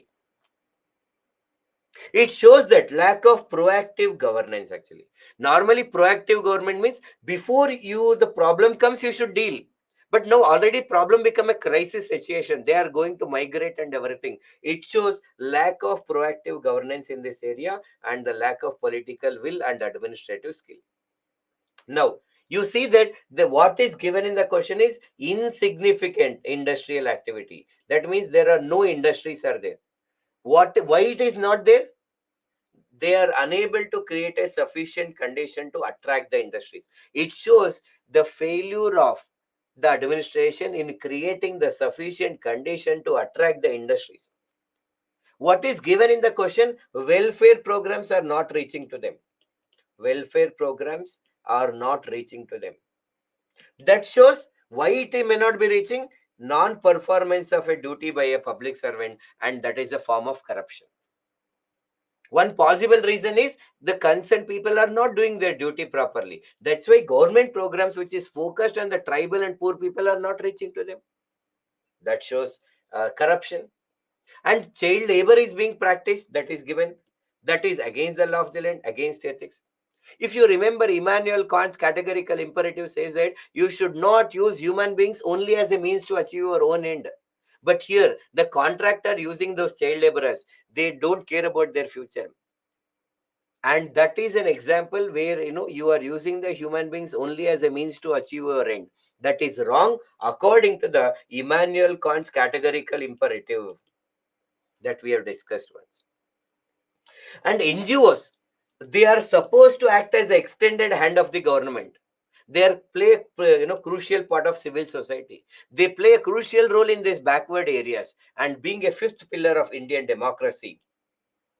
Media is considered as a fourth pillar, NGOs are considered as a fifth pillar. It is very unfortunate that it is very wrong that these NGOs are not working. Writing this, so we are analyzing what is happening there, what is right, what is wrong, what it is, what could have been, is known as ethical issues, or they are known as ethical issues. Can we give example of Odandurai? When we are writing solutions, actually, if you are writing the solution, we should take the inspiration from the places like Odandurai from Tamil Nadu and Piplantree from Rajasthan to develop these kind of areas. That can be written. That's also a very good point by the Sri. From where NGOs get the funds? NGOs get from some many sources. Government may also give. Some philanthropist may give. The owners who are starting, they might have their own funds. CSR may, the corporate companies also can collaborate with NGOs. These all different people actually. We also can give the funds to NGOs, common people. Which place you said in Rajasthan? Piplantree. Piplantree in Rajasthan. You know that, right, Vedashri? Chandrasekhar wants to know what is introduction. You try know. We have given introduction to the mini situation. So you see what is it. So the above situation of Rampura highlight the importance of ethical governance. Actually, you can start with ethical governance. You can talk about stakeholders and then start with the answer. Or India's dream of inclusive and sustainable development. You can start with inclusive growth and sustainable development. If you want to achieve, we need to empower the places like Rampura. And in order to achieve that, ethical governance is important. See, like if you're one standard introduction, you have to be there. No, if you give this to the 100 toppers who have become toppers last year, they write 100 different introduction.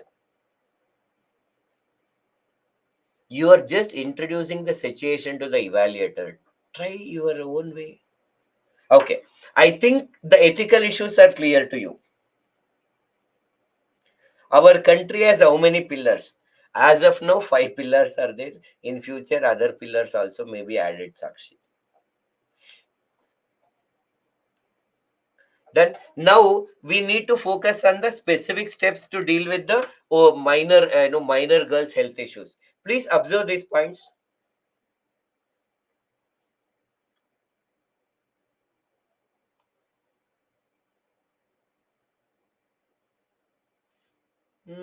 Amit wants to know what is 1, 2, 3 pillar. Okay, no problem. I'll tell you. Now focus on this issue.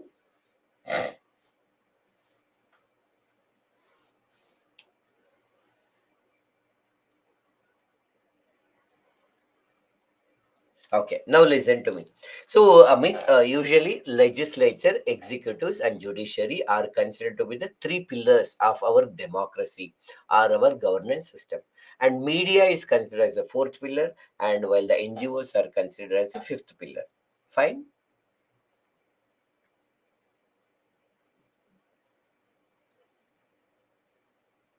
So there is a village called Mendalekha, also known for its forest and community conservation. I will know more about it and I will include Vedashri in my next classes. Thank you. So with respect to minor girls are facing health issues, we need to rescue them and send them to the rehabilitation center. Health, we'll make sure that they will get better in their health actually. We'll implement RTEs. We'll tell the parents that you have to send your people to the educational institution. Now, when we just teach a plus b whole square in those areas, they may not get employment actually. That is why along with the a plus b whole square that normally we teach actually, we should teach them occasional training, job related training to them, and the skill development based on the local condition. What skills are suitable to them, so that they, after the 10th class, they start earning the money. Everybody don't have the fortunate to study after that actually, so we will make sure at least till 10 they will study. After that, it is their choice. We will teach them the skill. And there are many organizations like Bachpan Banao Andolan or Kailash Satyarthi Child Foundation, KSCF is there. They are working for the welfare of these people. We can contact them and know their insights actually, get more detailed suggestions from them to deal with these people. Child labor law is there, will implement effectively. Any contractor who are exploiting these people, a strict action will be taken.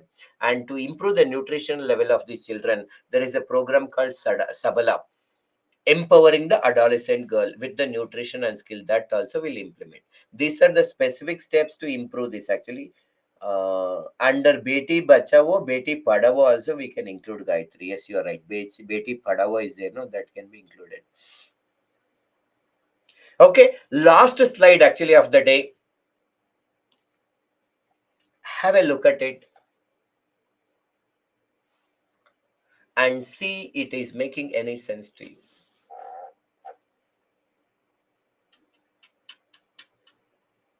Sir, last slide once.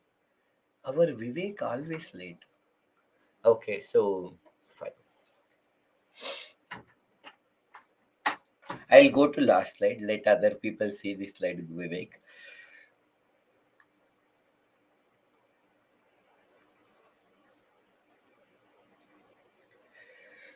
Okay, thank you for your patience. So, Vivek ji, please take the photo of this.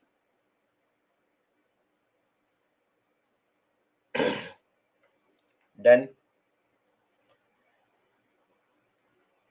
Okay, pose. Done. Yeah.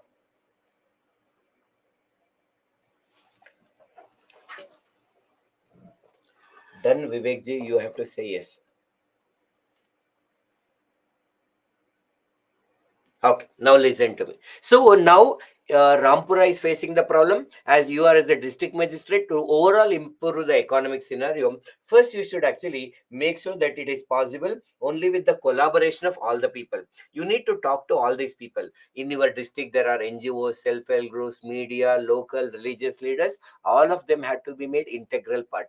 If you think you can do it, if you have a doubt, once again watch PB Salim video, how to make all these people as a part of integration. Then NGOs are not doing their duty properly, we'll regulate them, make sure that they're all ethical, and we will motivate them. We'll tell them you also should be an active part of our development process. We'll also include them.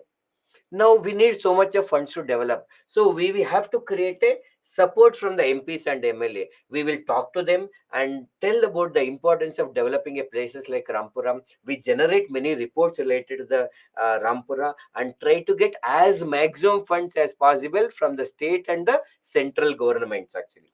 Now agriculture is not there. I will study in detail about Rampuram, and based on the local condition we will see whether can we improve the irrigation, or what about the method of agriculture, what about transportation, how to give the price to them, how to improve their marketing facilities based on the local culture availability. If there is so much of unity, cooperative farming, small land holdings, nobody can earn the money. If we can have a cooperative farming, many people come together and grow a crop.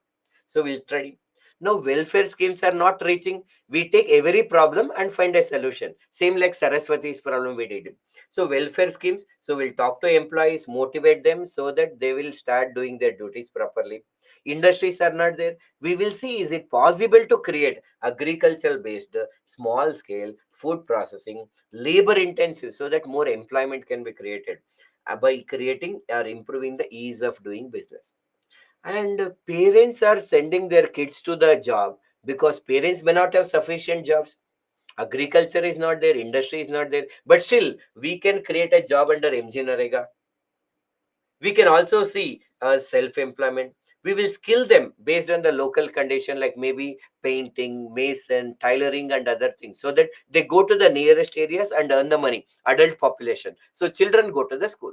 By taking all of these steps, as a district magistrate, I will try to achieve achieve the development of Rampura. That plays a very important role in actually achieving the reaching India's dream called inclusive and sustainable development. This is how you can deal with Rampura. In generally, officially, the class is over for today. Now you can ask any doubts, issues, concern in general about ethics or about these topics, anything. We left with the two topics, and that we'll be discussing tomorrow. One is ethics in international relations and corporate governance. Two important topics we'll discuss, and then we'll see what is the exact official syllabus of UPSC, what we covered, what is yet to be covered, and what you have to do. Everything we'll discuss tomorrow. And thank you, thank you, thank you. Sir, TED Talk of PB Salim. So I talked about PB Salim. Yeah, PB Salim has given one TED Talk. That is, we discussed in the social influence and persuasion. When he was an IAS officer from Nadia district of West Bengal, he has taken some measures to make this Nadia become the first district in India to declare as ODF. Now you will ask, what is ODF? So it is open defecation free. Okay. Um, Good night, good night. As they're tribal, they know more about the tree and the plants actually, so they can help us providing them for medicine. See, Sakshi, you are right, but every tribals are different. Nowadays, actually, the tribals may be around us. They may not like the movies that we see in the tribals actually. We will learn them, yes.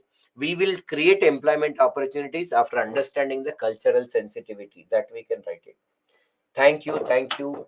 I'm enjoying it today's class. That is super. If you can enjoy our classes, I always feel that classes should be edutainment. Education plus entertainment actually. Entertainment means not always singing, dancing actually, where we are understanding, liking it actually, being participating. That is entertainment actually. So edutainment. Sir, I mentioned early in my answer school, healthcare, agriculture, MG Narega. Super. If I would have there, I would have written some marks actually.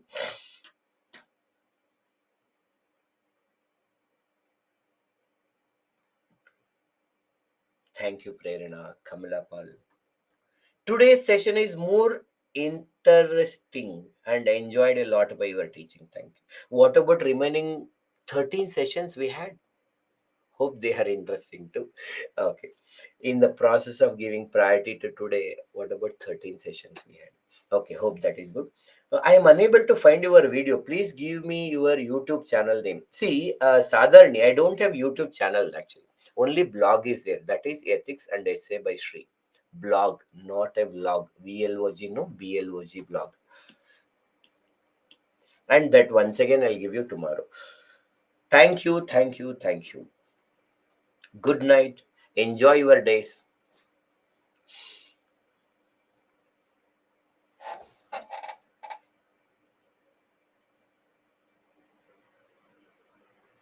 Thank you, Amrit. Navya, Jhansi Rani.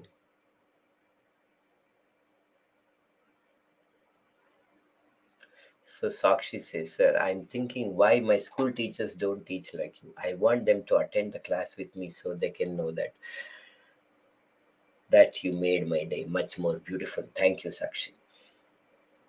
But I felt first half was lengthy and second half is short, but a lot of topics. So we have given all possible points, Chandrasekhar. In real life examination condition, you may not get all the points, but we will give you all the points so that you will at least recall some. And with more and more practice, of course, you will also get better points. Thank you, Aniket, Chandrasekhar.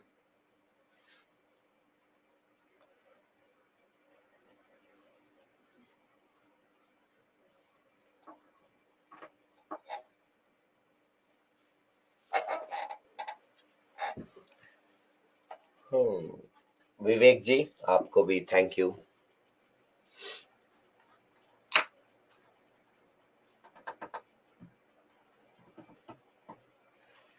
Okay. I think as there are no comments are coming and no doubts, so I am leaving. Yes, I will have my dinner, but some people are hurted me in the morning just for fun. I'm saying something I forgot even what they said. Okay, no problem. Uh, okay, so these are all the class for today. Hope that today's class was beneficial for you. If you have any doubts, issues, concern, we'll discuss tomorrow at 5 p.m. Thank you for your cooperation. Thank you. Thank you.